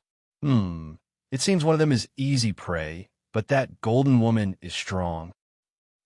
Looks like today's prey is going to be better than my usual prey. Interesting. After taking a last look, the individual left the place. Author's note. Question of the day. If given the chance, which race would you like to reincarnate into? 1. Human, just average in the same lifestyle you have now, but would have to contribute to society to live properly. Like become an awakener and protect others, or become an ordinary salaryman, etc. 2. Demon, become strong, oppress all, live in the endless fighting environment, and have an infinite adventure life. But would be the enemy of every race in the world, forget about long-range attacks, and forget about going to heaven in the afterlife. 3. Dragon, roam free in the skies, enjoy the leisurely and free life, but get hunted by literally every race except elves for treasure you possess. 4. Elf, having a long life would give you the chance to be close to nature, but would not have many methods to attack, and fighting close range might just be impossible. 5. Others, tell in the comments. By the way, don't forget to use those power stones and also leave a review if you like the story. Comment your opinion about the chapter. Your support is my motivation. Personally, my choice is Dragon, just because I want to roam the skies without any mortal problems binding me. I would like to experience how it would feel to use a dragon's breath. B-rank dungeon, lava lake, barren area. Someone strong is coming our way. Rio, why does it feel that I have felt this aura before, but I can't properly remember it? Rio, how do you know Dash? Link. Just as Link was about to say something, a spear came flying toward them. Dodge. Rio. Both Rio and Link jumped back in order to dodge the shockwave created by the landing of the spear on ground. The spear landed on the ground, and the ground around 10 meters of the area was destroyed by the impact, and a huge amount of debris was blown away from this single attack. Just barely dodged it. Phew, Link. Well, I didn't see any monster in this dungeon using spears until now. Where did this come from? Dash. Link. Here it comes. Rio. A huge bang sound could be heard the very next moment, as if someone has just landed from a high place. The dust created by the landing was blocking the view, but 2 red eyes can be seen glowing among that huge dust cloud. Slowly, the huge dust cloud dissipated, and a person could now be seen standing beside the spear. He is wearing a pitch-black armor with golden linings on it, and there's a golden insignia on that armor's chest plate. That insignia? It's a demon. Link. That's not the only thing. See that strange golden imprint on the helmet. This guy, he is from the royal family of demons. Rio. What? What's a royal demon doing? So inside of the human nation? Link. Link's eyes widened in surprise. No one could have expected that they would meet a royal demon during their final exam. This could be considered the worst exam possible now. Royal demons. They are part of the family of the Demon King. They have a special token given by the Demon King himself, and they can command a huge number of the demon army by using that token. Not to mention that token, they themselves have the strength of an E-ranker from birth, and their physique could rival a dragon. Every royal demon has to at least get a win on the battlefield or have to hunt a dragon to get the right to live in the demon castle freely. Otherwise, they are not acknowledged as royal demons to begin with. You could consider that every royal demon has to go through hellish battles to get the token from the Demon King. You two seem to be a bit more stronger and intelligent than all the human children I met on my way here. Everyone else was too weak. I wonder how much strong you two are. Let's cut the chit-chat and talk while we cross-fight. Haha, Prince. That black spear with strange incantations and words written on it in dark red. Those red eyes shining through the helmet. Remember now how I forgot something so important? Rio. It was you, wasn't it? Rio. A crazed look appeared on Rio's expressionless face for the first time. His eyes could be seen burning with immense hatred, and the aura around Rio became so dense and thick that it could be seen with naked eyes now. Even Link was surprised by looking at the expression Rio was making right now. Body strengthening. The ground started to crack under Rio's feet. Concentration. Rio's killing intent became so thick that it could give palpitations to anyone. Formless sword. Pierce-type sword. Rio's sword converted and took the shape of a very thin sword with a sharp tip on it. This sword is extremely optimal for piercing and thrusting through the gaps in armor. Sword aura. Sword sharpening. The black sword aura could be visibly seen looming around the sword due to its extreme density now. It was you, wasn't it, Prince Alberto Cronospertura? Rio. You know my name, Dash, Alberto. Just as Alberto was about to complete his sentence, he felt an immense sense of danger from his back. He immediately jumped aside to avoid the attack, but as if his dodging pattern was already predicted, the pointed sword followed him without leaving no room for rest. You are strong. Human. Good, this is what I have been waiting for. Alberto. Blessing of demonic bloodline. Blessing of miasma. Body strengthening. Aura of fallen blood. Let's dance to our heart's content, human. Alberto. I will kill you. Rio. The hate in Rio's eyes could make a normal person dizzy. This hatred was so immense that it was driving Rio to fight and attack fiercer and crazier. The pointed sword stabbed towards those two red eyes, but was deflected by the spear. The spear aimed towards Rio's heart, but was dodged and counterattacked at immense speed by more stabs, and the ground in the area was shattered from the huge air pressure created by these attacks alone, and an ordinary person would have died by these shockwaves by now. Just as Alberto was about to dodge the attack aimed towards his heart, the pointed sword changed its trajectory and stabbed towards the left hand. Not good. The attack at heart was a feint. Alberto. The attack was already unavoidable now. The pointed sword stabbed the left hand of Alberto, but the impact created by it destroyed the whole left hand of Alberto to pieces together with the armor. Alberto jumped back and stared at Rio for a bit and said, "Such immense hatred. I wonder why that is." Alberto. Demonic regeneration. Alberto was trying to buy a small amount of time to regenerate his hand, but Rio didn't even give him time to breathe, let alone regenerate. "It was you. You was the one who killed my mother, my father. I will kill you." Rio. As Rio screamed that, he aimed at the neck of Alberto's armor and attacked with full speed. Elemental sword art. 1,000 fire thrusts. Not good. Alberto. Die. Rio. Time acceleration. Suddenly the time for Alberto accelerated, and he moved 2 times faster in the same amount of time. He successfully dodged the attack, which could have concluded his story today. It seems I would have to go serious now. Alberto. Forest area. We have been walking in the same direction for a long time now. What are you looking for, Kira, Liam? Kira didn't answer Liam's question at all and continued walking further. Liam clicked his tongue and followed behind. Suddenly, Kira stopped, and just as Liam was about to say something, a person appeared from behind the huge trees. "Oh, Kira, it's you. What a coincidence that I met you here, inside the dungeon. Fade, I was looking for you. That's why we were able to meet. Nothing else." Kira. "Oh, is that so? Fade. Hey, what's the meaning of this, Kira? Don't tell me you were looking for this trash all this time."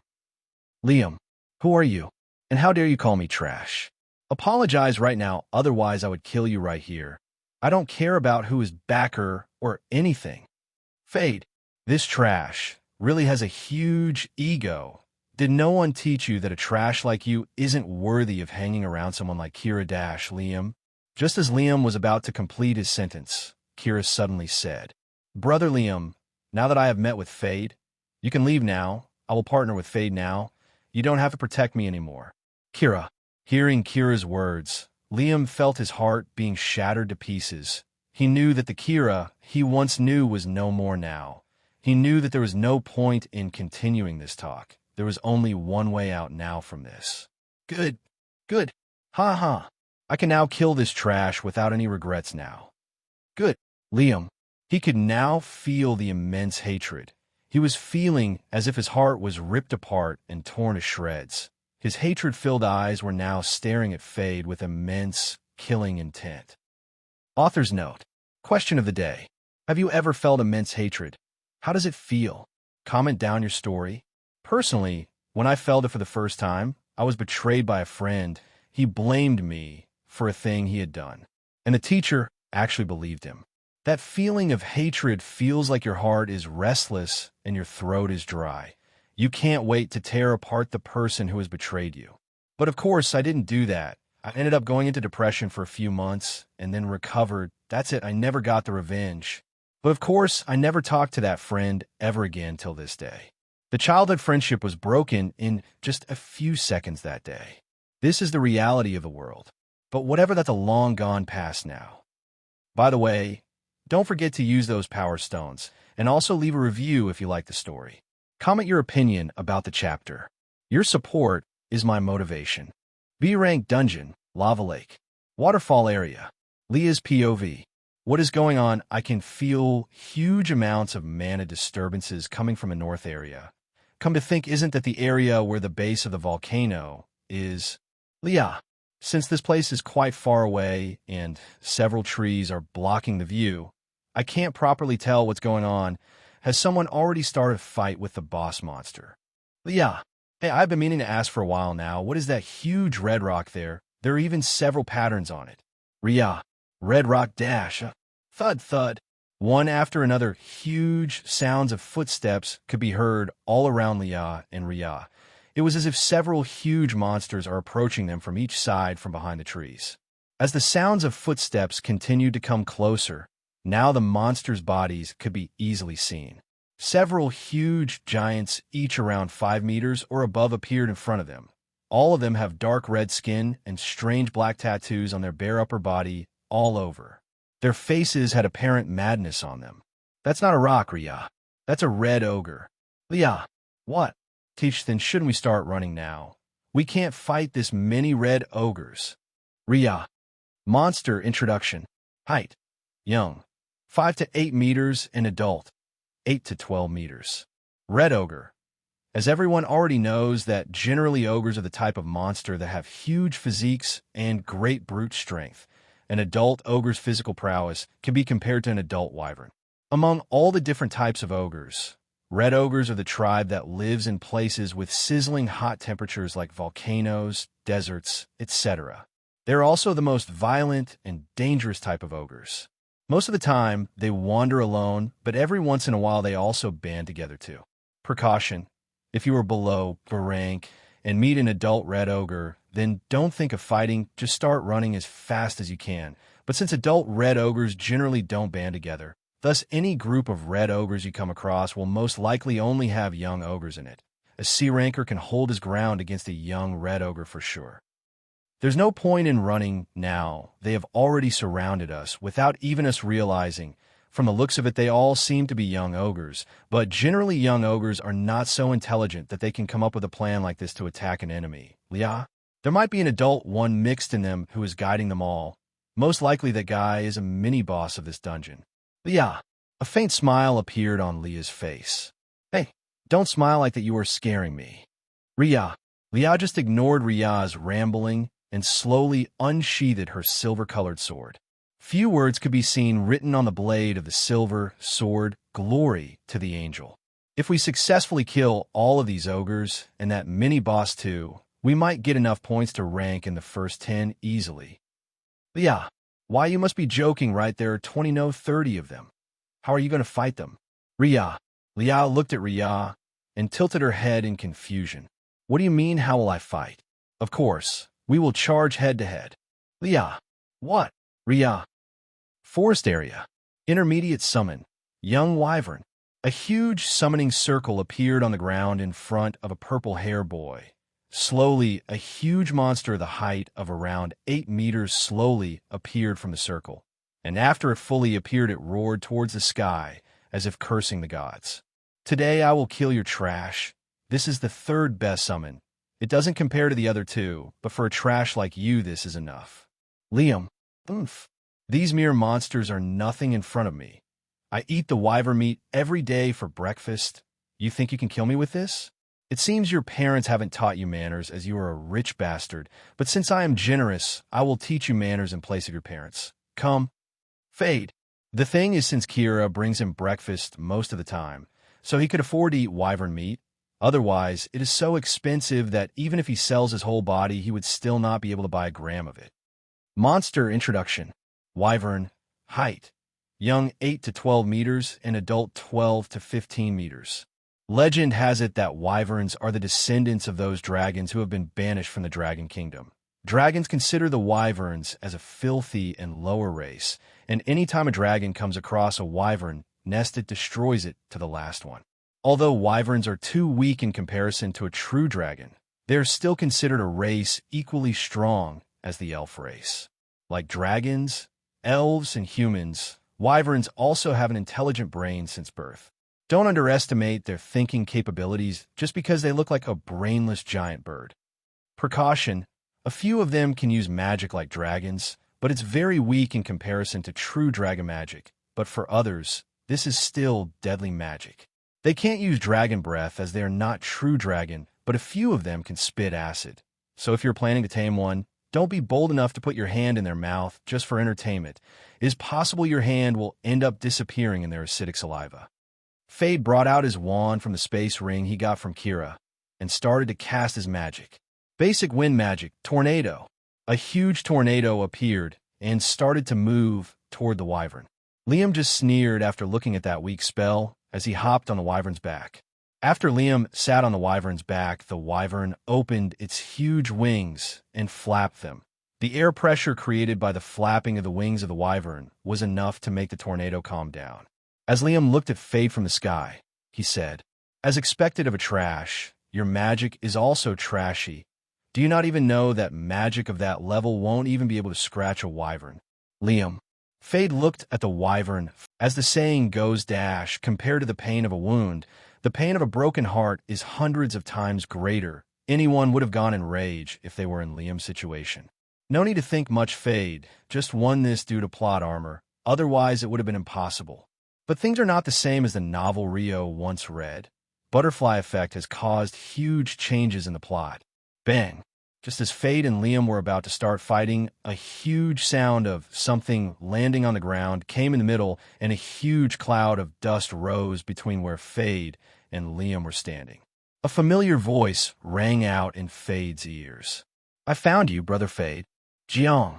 What happens to a sidekick or a villain after they get destroyed by the protagonist's plot armor? This chapter describes one such possibility, but since this possibility has been triggered by an anomaly, it can't be seen happen so often. Friendly advice. Those who don't like filler should skip this chapter. Of course, you are free to choose. After all, he has a good role in the current event. Jiang's POV. A few days after Jiang was kicked out, in a dark alleyway, in a corner, a fat young boy can be seen sitting with his head down with a look of absolute despair on it. It's as if his whole world has crashed and there's nothing left for him to live anymore. As Jiang was mentally breaking apart from the despair, he had flashbacks of what has happened to him these past few months. It all started one day when Jiang was on his way back to the boys' dormitory after a happy trip to the arcade. He had a stroke of very good luck that day. He won a lottery on scoring a new record in a very difficult game. The arcade owner had himself given him the VIP card, which granted him access to more games than he could have ever before. Jiang had now become literally one of the main guests of that arcade. While he was on his way back with a smile on his face and a soft drink can in his hand, minding his own business and busy in his own world, he heard a cry for help from a dark alleyway. First, he thought it was just a prank and tried to avoid, but hearing the screams get louder made him a bit anxious. He could hear sounds of shouting like, "This trash really cries like a dog. What were you saying you were going to be an SS ranker one day? This trash has the lowest ranking of them all, and he still thinks he can play cool. What were you saying? Ms. Raji Croft looked at trash like you at the ceremony. Who do you even think you are? A filthy **T. Hearing the unceasing barrage of curses and the sounds of someone being hit and crying, Jiang felt his skin crawl. He felt a chill run down his spine. He suddenly had an idea in his head. He slowly walked near the alleyway, and then suddenly used his fire magic to make a small explosion, which made a lot of sounds, and then he shouted at the top of his lungs. "Oh no, a dungeon break is happening. Someone call the Awakener Association." Jiang. As Jiang had expected, all the people who were bullying the person stopped when they heard someone calling the Awakener Association. **T. An outbreak had to happen at a time like this. We were just getting at the good part. Let's leave this place from the back door. We will deal with this trash later. Yeah, let's go. After a few minutes, all the bullies left the injured young man in that dark alleyway through the back door. Jiang walked inside the dark alleyway, and since it was very dark, he wasn't clearly able to see the injured young man's face. But by looking at his uniform, he could tell that this is a student of the same academy as him. So Jiang decided to pick the guy up, carry him back to the healer's office. As he was carrying him back, he noticed that this guy was actually very lightweight. Perhaps the guy was very malnourished or something, and he also had many wounds all over his body. Healer's office. The healer looked at the injured man with a frown and said, "This guy again? Seriously, how many times do I have to heal this guy? He's been coming here for the past whole month daily, and today he is even more injured than every other day. Hey, are you his friend? Tell your teacher to consult this guy. He is only increasing my already huge workload, and I don't even get an extra salary for wasting my energy on a careless person like him every day." "Oh, okay, I will." Jiang. After the healer was done healing, he left the room, and now only Jiang was sitting there and waiting for the other guy to wake up. About half an hour later, the guy woke up and asked for water. Jiang helped and served him a glass of water. And then the guy introduced himself and told his whole story of how he ended up becoming a target of bullying. I'm not going to tell it again. If you have forgotten, go back and read the book from chapter 1 again. Jiang felt a little sympathy towards this guy for some unknown reasons and decided to become friends with him. Jiang tried to cheer him up. "So, what do you say, Brother Fade? Let's go grab something to eat together and then talk everything over." Jiang: "Sure." That was the day when the demise of a good person called Jiang started. This also shows that good people don't always get good endings. Don't go and start believing others that if you do well to others, they would do the same. That's not always true. Before the New Year event, ch. 29 to 31. Brother Jiang, I am quite confused about where to take Kira on New Year's Day. Do you have any experience? Please help me, brother. Fade: "Well, I also don't have any experience in it, but from all the shows I've seen on the internet, I think going on shopping or to a cafe would be a good idea, I think." Jiang: "You think so? Then I should go on both. But there's one problem in it." Fade. Suddenly Fade's face looked sad, so Jiang asked out of concern for his best friend. "What happened, brother? Tell me if I can help you." Jiang: "Really? Thanks, brother Jiang. I was thinking that I don't have enough money to take Kira on a date. But now that you have given me your word, then it should be enough." Fade: "That, but I don't get that much money from my parents." Jiang: "Come on, brother Jiang. You can't go back on your words now. A true man never breaks his promise. I will definitely return them all back to you later." Fade: "Well, I will help you since I've already given a promise." Jiang. At that time, Jiang was too naive to understand the meaning of the hidden smile on Fade's face and got scammed this way many times, over and over, until one day his all-worth ran out. He got kicked out of the academy. His parents died from stress from debt. His siblings avoided him like a plague, and he himself was suffering from a mental breakdown while sitting homeless in a dark alleyway. Such irony. He was there to save someone from this dark alleyway of despair and anxiety. Yet when he himself needs help, there was no one to help him out of this despair-filled alleyway. This is the cruelty of the real world. Back to present. When Jiang was sitting in silence and contemplating where did he go wrong in his life and why did he end up like this, a few unknown young boys, who perhaps were some neighborhood bullies, happened to enter the dark alleyway at this time. Coincidentally, they saw Jiang sitting there, looked at each other slyly, and smiled as if they had found their prey. "Look at that fatty. What are you doing here? Do you even have any idea that this is our secret base? For coming into our secret base without our permission, we must discipline you." As you can already assume, what followed after that was a brutal beating of Jiang till he reached a near-death state. His heart and spirit were already shattered to pieces, and despair made him go insane and lost consciousness. After the bullies had enough, they left after spitting on Jiang and even took all the leftover money or belonging Jiang had. A strange shadow appeared in the dark corner and looked at the injured Jiang. "Keika, this human's spirit has broken and he is facing immense despair. This is the ideal host I have been looking for. After all, a person whose spirit has been broken is the easiest to possess. Keika." That being flicked its monstrously long tongue, and its body turned into a cloud of black smoke. The black smoke entered Jiang's body successfully without any resistance. Suddenly, the closed eyes of Jiang opened, but except they had a shrewdness residing in them now. B-rank dungeon, lava lake. Forest area. "I found you, Brother Fade, Jiang." A young man appeared right between Liam and Fade.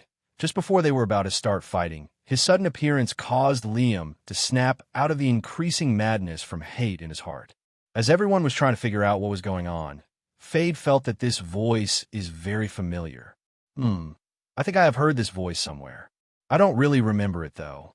Fade. As Jiang heard this, his aura increased and blew away all the dust and trees in the area. Liam's wyvern was pushed back a few meters in the air, and Fade and Kira had to step back a few meters to avoid the air pressure from Jiang's aura. To think you will already forget who I am. How rude of you, Brother Fade. It's me, your brother Jiang, who always used to help you, or I say was always scammed by you. Jiang. What are you saying? Jiang? There's no way you were Jiang.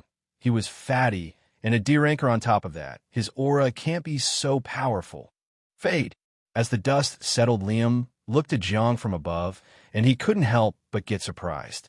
I heard that there was a friend of Fade who always was hanging around him, but wasn't he a fat person? This guy looks like well-built and muscular, as if he's been working out for a long time. Not to mention that he have those two strange wings on his back. Even his aura is equal to an A ranker. What's going on? Liam, what are you talking about, Brother Fade? I'm your old friend Jiang. Come, let's hug each other as precious friends do. Jiang. As Jiang said that, the two wings behind his back opened, and he leaped towards Fade so fast that even his afterimages were hard to follow. In front of Rio and Link and A ranker might look like not much of a problem, as both of them are terrifying monsters. But for normal awakeners, the difference between a B ranker and an A ranker is very huge. Jiang rushed towards Fade, and before Fade could cast any spell, he was caught by Jiang and forcefully hugged. Jiang locked his hands with a hug. Don't worry, Brother Fade. Let's enjoy this moment of reunion with great celebration. For the celebration, let's hold a show. Yeah, the show about how a human behaves when tortured. Jiang. As Jiang said that, a smile that no human can make appeared on his face. His smile stretched from one ear to the other, and his teeth, which looked like those of a beast, were exposed. Jiang's face looked extremely terrifying right now. The symptoms Jiang was giving looked very similar to those people who were possessed by beings of demonic origins. Hand. Fade. As the strength of Jiang's hand increased, a few ribs of Fade started to crack slowly. All the air in Fade's lungs was forcefully pulled out, and it seemed too difficult to breathe. Just as Fade was feeling that his heart would be crushed, he was granted a saving grace. Basic flame magic, condensed flame beam. Get away from Fade. Kira. The spell seemed weak against an A ranker, but it successfully pushed Jiang away from Fade. As Jiang was separated from Fade, Fade's body fell powerlessly on the ground like a doll whose strings has been cut. Kira rushed towards Fade and took his pulse first. At least he is alive. Although there seemed to be severe internal injuries, his internal organs seem to have been crushed. Kira brought out a high-rank healing potion from her space ring and poured it on Fade's body. A green light appeared all around Fade and covered him in a healing green glow. Just when Kira was about to heave a sigh of relief, she heard from behind her. Why are you getting between the reunion of two brothers, woman? Jiang. Jiang appeared behind her without her even knowing. She tried to cast a spell, but she knew she won't be able to make it on time. Just when Jiang's hand was about to blast Kira's head off, she found herself levitating in the air. What are you doing? That guy is dangerous. We should head away from him.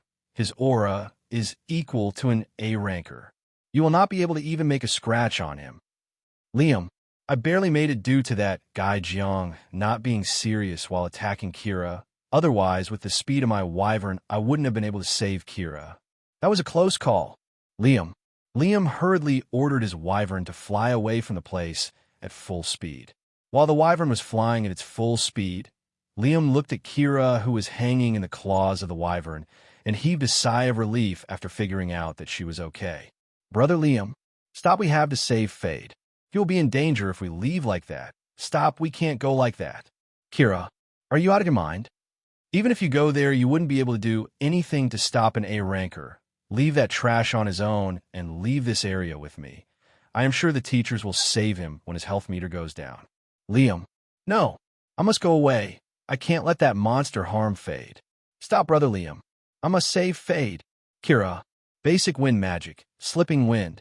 As Kira cast her magic, she slipped from the claws of the wyvern and started to fall toward the ground. Basic wind magic, wings of flight. Two bird-like wings appeared made of wind magic appeared behind Kira and stabilized her in the air.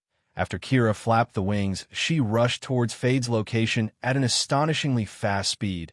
Her speed was so fast that she immediately disappeared towards the horizon. Liam looked at the disappearing figure of Kira with sadness in his heart. Sigh, how long are you going to keep pursuing that ungrateful woman? You should already forget her, she doesn't care about you at all. For a while, Liam didn't say anything and continued to look at the horizon, while the wyvern continued to fly away at full speed. After a while he said, "Well, that was my last try to make her come back to me, but it seems to have failed. Sigh, years of care and love's all gone to dust, just for a trash who appeared out of nowhere." Liam, so what are you going to do now? Will you go and save them? Liam could hear the obvious sarcasm in that voice. He sighed again and then said, "No, let's leave her for good now. She's not the same Kira she once used to be. That calculative and intelligent Kira has now lost her mind in love." Liam, at first, I was thinking that she was manipulating Fade and was doing that to achieve something, but today she has proved that she is serious about that trash. Well, let's leave her alone since she has chosen her path. As I love her, I should respect her choice too. Liam, I should get rid of these feelings I have for her. Let's go and challenge some other monsters. Liam, as Liam felt himself being hugged from behind, he again heard the feminine voice he has been talking to. "Don't worry, I will take good care of you, as you are my summoner, Master Liam." Liam didn't say anything and for the first time didn't reject the hug. He has always been rejecting since he first became a summoner. Two clear drops of tears slid from the purple eyes of the young man, and he continued to look at the horizon while venting his feelings. Here ends the love story of a young man who once used to love someone wholeheartedly. Now he can move forward in life without any regrets. He now understood that falling in love is easy and simple. Maintaining it is difficult and hard, but forgetting your love is painful and depressing. Only those with strong personalities can continue to move forward, and only strong can survive the aftermath created by the poison called love in their body. A wise sorcerer once said, "Love is the most twisted curse of them all." B-rank dungeon, lava lake. Forest area. After Liam took away Kira on his wyvern, Fade looked at them flying away with resentment in his eyes. "How dare that rich bastard to take my woman away? Without my permission. I will kill that bastard one day. I will kill him. Kill. Kill, kill, kill." Fade. Warning. Host's mental state is worsening. Caution. Host, calm down. Mental breakdown measures are being activated. Error. Retrying error. King, shut up. I would kill them all. Kill them all. Kill. Kill, kill. Fade. Just as Fade was having mental breakdowns, Jiang just looked at the sky and said, "It's such a shame that I was able to torture that woman you like so much right in front of you. But don't worry, brother Fade. I will use your corpse to torture her later." KK, Jiang. Jiang walked towards Fade, who was powerlessly lying down. He grabbed Fade's head with his one hand and picked him up like an object. Then Jiang whispered in Fade's ears, "How about we start with this hand you used to beg me for money all the time?" Jiang. Severe warning: faint-hearted people shouldn't read the next few lines. I will tell you where to start reading again, don't worry. As Jiang said that, his nails became long and sharp like a knife. Jiang looked in Fade's terrified eyes and then with a single strike cut off Fade's right arm. Ah! Fade. Oh, what a sweet melody. I like this melody. Please continue. Jiang. While Fade was screaming at the top of his lungs due to suffering from unbearable pain, Jiang's face had the look of pure ecstasy, as if he has seen the best show of entertainment today. The more Fade screamed, the more ecstatic Jiang became. Such a good melody. I haven't heard it since last few decades. It's so nostalgic. Last time I heard it when I tortured a high elf woman that was a sight to behold. KK. Jiang. The demon possessing Jiang is many decades old. Jiang released his grip from Fade's head, making Fade fall on the ground powerlessly and writhe in maddening pain. Jiang picked up the sliced arm of Fade and showed it to Fade and said, "See this arm? Doesn't it look delicious? I will feed this arm of yours to the woman you like later, of course, when I am finished with you. Keika, but first I will enjoy you. Let's save the desserts for later." Jiang. As Jiang said that, his tongue slid out of his mouth and licked the bleeding arm, making it look so disgusting that even strong-hearted people might end up vomiting buckets. "Next, how about I tear apart your stomach and force you to eat your own dash, Jiang?" Yes, you can start reading from here now. We're done with the torture part. And seriously, even I am horrified by what I am writing. Just as Jiang was about to do something horrifying again, a huge flame attack came rushing at him. The flame attack looked like a long dragon. It had dark blue color, and it was burning with intense heat. Intermediate fire magic, flame dragon's roar. Jiang felt that if he didn't dodge this attack, he might get a wound, so he instinctively dodged this attack and stepped away from Fade. Intermediate wind magic, float. Fade's body started to float in the air weightlessly, with a severed hand which Jiang dropped while dodging the attack. Then a strong wind came, and an afterimage of a person appeared for a second, and then disappeared with Fade and that severed arm together. Jiang looked toward the direction where he saw an afterimage fly past him. He spread his wings and launched toward the direction with an astonishingly fast speed. "Keika, I was thinking that this woman has already escaped, but it seems she was more eager to become my prey than I originally thought. Keika, Jiang."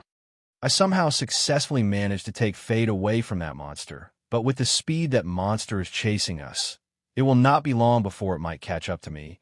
It seems using the teleportation scroll is inevitable. Kira, using the scroll of magic enhancement given by Brother Liam on my previous birthday, helped me to use intermediate magic temporarily for 10 seconds, but it consumes too much mana. Once I am out of mana, it would be over. Kira, well, I wasn't hoping to use the teleportation scroll here, but it seems I will have to use it, otherwise I won't be able to save Fade today. Kira, teleportation scroll. Item rank, S+. Description, an extremely rare item, handmade by the strongest space mage in the human nation by many years of hard work and mana. This item is extremely good for saving your life at critical moments. It was gifted to the youngest son of the Alda family on his 5th birthday. Later, it was gifted by the son of the Alda family to a woman he loved the most. Effect, can teleport you to any location you have been to before. Uses 1. I don't really want to use such a precious item here, but Kira. As Kira was carrying Fade and was flying at a tremendous speed, she saw a huge tribe of red ogres gathering in one place. Suddenly, she had an idea in her mind. Well, if I'm going to go teleport anyway, why not vent my anger on these ogres too? There seem to be some students fighting them. They can distract the monster from chasing us if he has any spatial abilities. Kira stopped flying right above the ogres and waited for Jiang to catch up. After a few seconds, Jiang appeared in front of her. There was a huge, crazy grin on his face. He looked like a terrifying monster at this moment. Keika, why did you stop, woman? Did you finally understand you can't get away from me? Keika, Jiang. Kira didn't say anything and brought the scroll of teleportation out of her space ring and channeled her mana through it. You can't do anything to us, you vile monster. Now have fun with these filthy monsters down below. You only deserve to spend your time with them. Kira. Jiang launched toward Kira, but before he could do anything, Kira and Fade both disappeared into the air. They had been successfully teleported away. As Jiang looked at the place where Kira and Fade both vanished, his eyes became red and madness appeared in his facial expressions. Immense bloodlust started to spread out from him. Fade, Jiang. Even the ogres on the ground were terrified of this immense bloodlust. One by one, they started to escape and run in panic. But Jiang was already in a deep state of madness. The only thing he wanted to do now was to kill. The demon possessing him had gone mad because his prey escaped from his reach. He doesn't have any spatial abilities to chase his prey, thus he can't go after them. And even if he was able to go after them, who knows where those two had teleported off to? Not to mention chasing, going out, and encountering the human awakeners would be even riskier right now. Any A ranker or above would be able to perceive the strangeness in his body through his demonic aura. Seeing your prey being stolen from right in front of your mouth is a very annoying thing. It can make any predator angry and go into rage mode, and that rage always ends badly. After all, the rage of an A-rank demon is not to be scoffed at. It is very dangerous. Jiang looked down and suddenly said in a hoarse voice, "Smell of a fresh prey. Prey kill, torture." Jiang. As Jiang's bloodlust was now directed towards those on the ground, all the ogres who still hadn't escaped went limp and fell down on their knee from the instinctual fear they were feeling for being targeted by the bloodlust of a being extremely stronger than them. As you know, the young ogres are C rank and the demon is an A ranker. The difference is huge. An A ranker is already at the top of their respective race.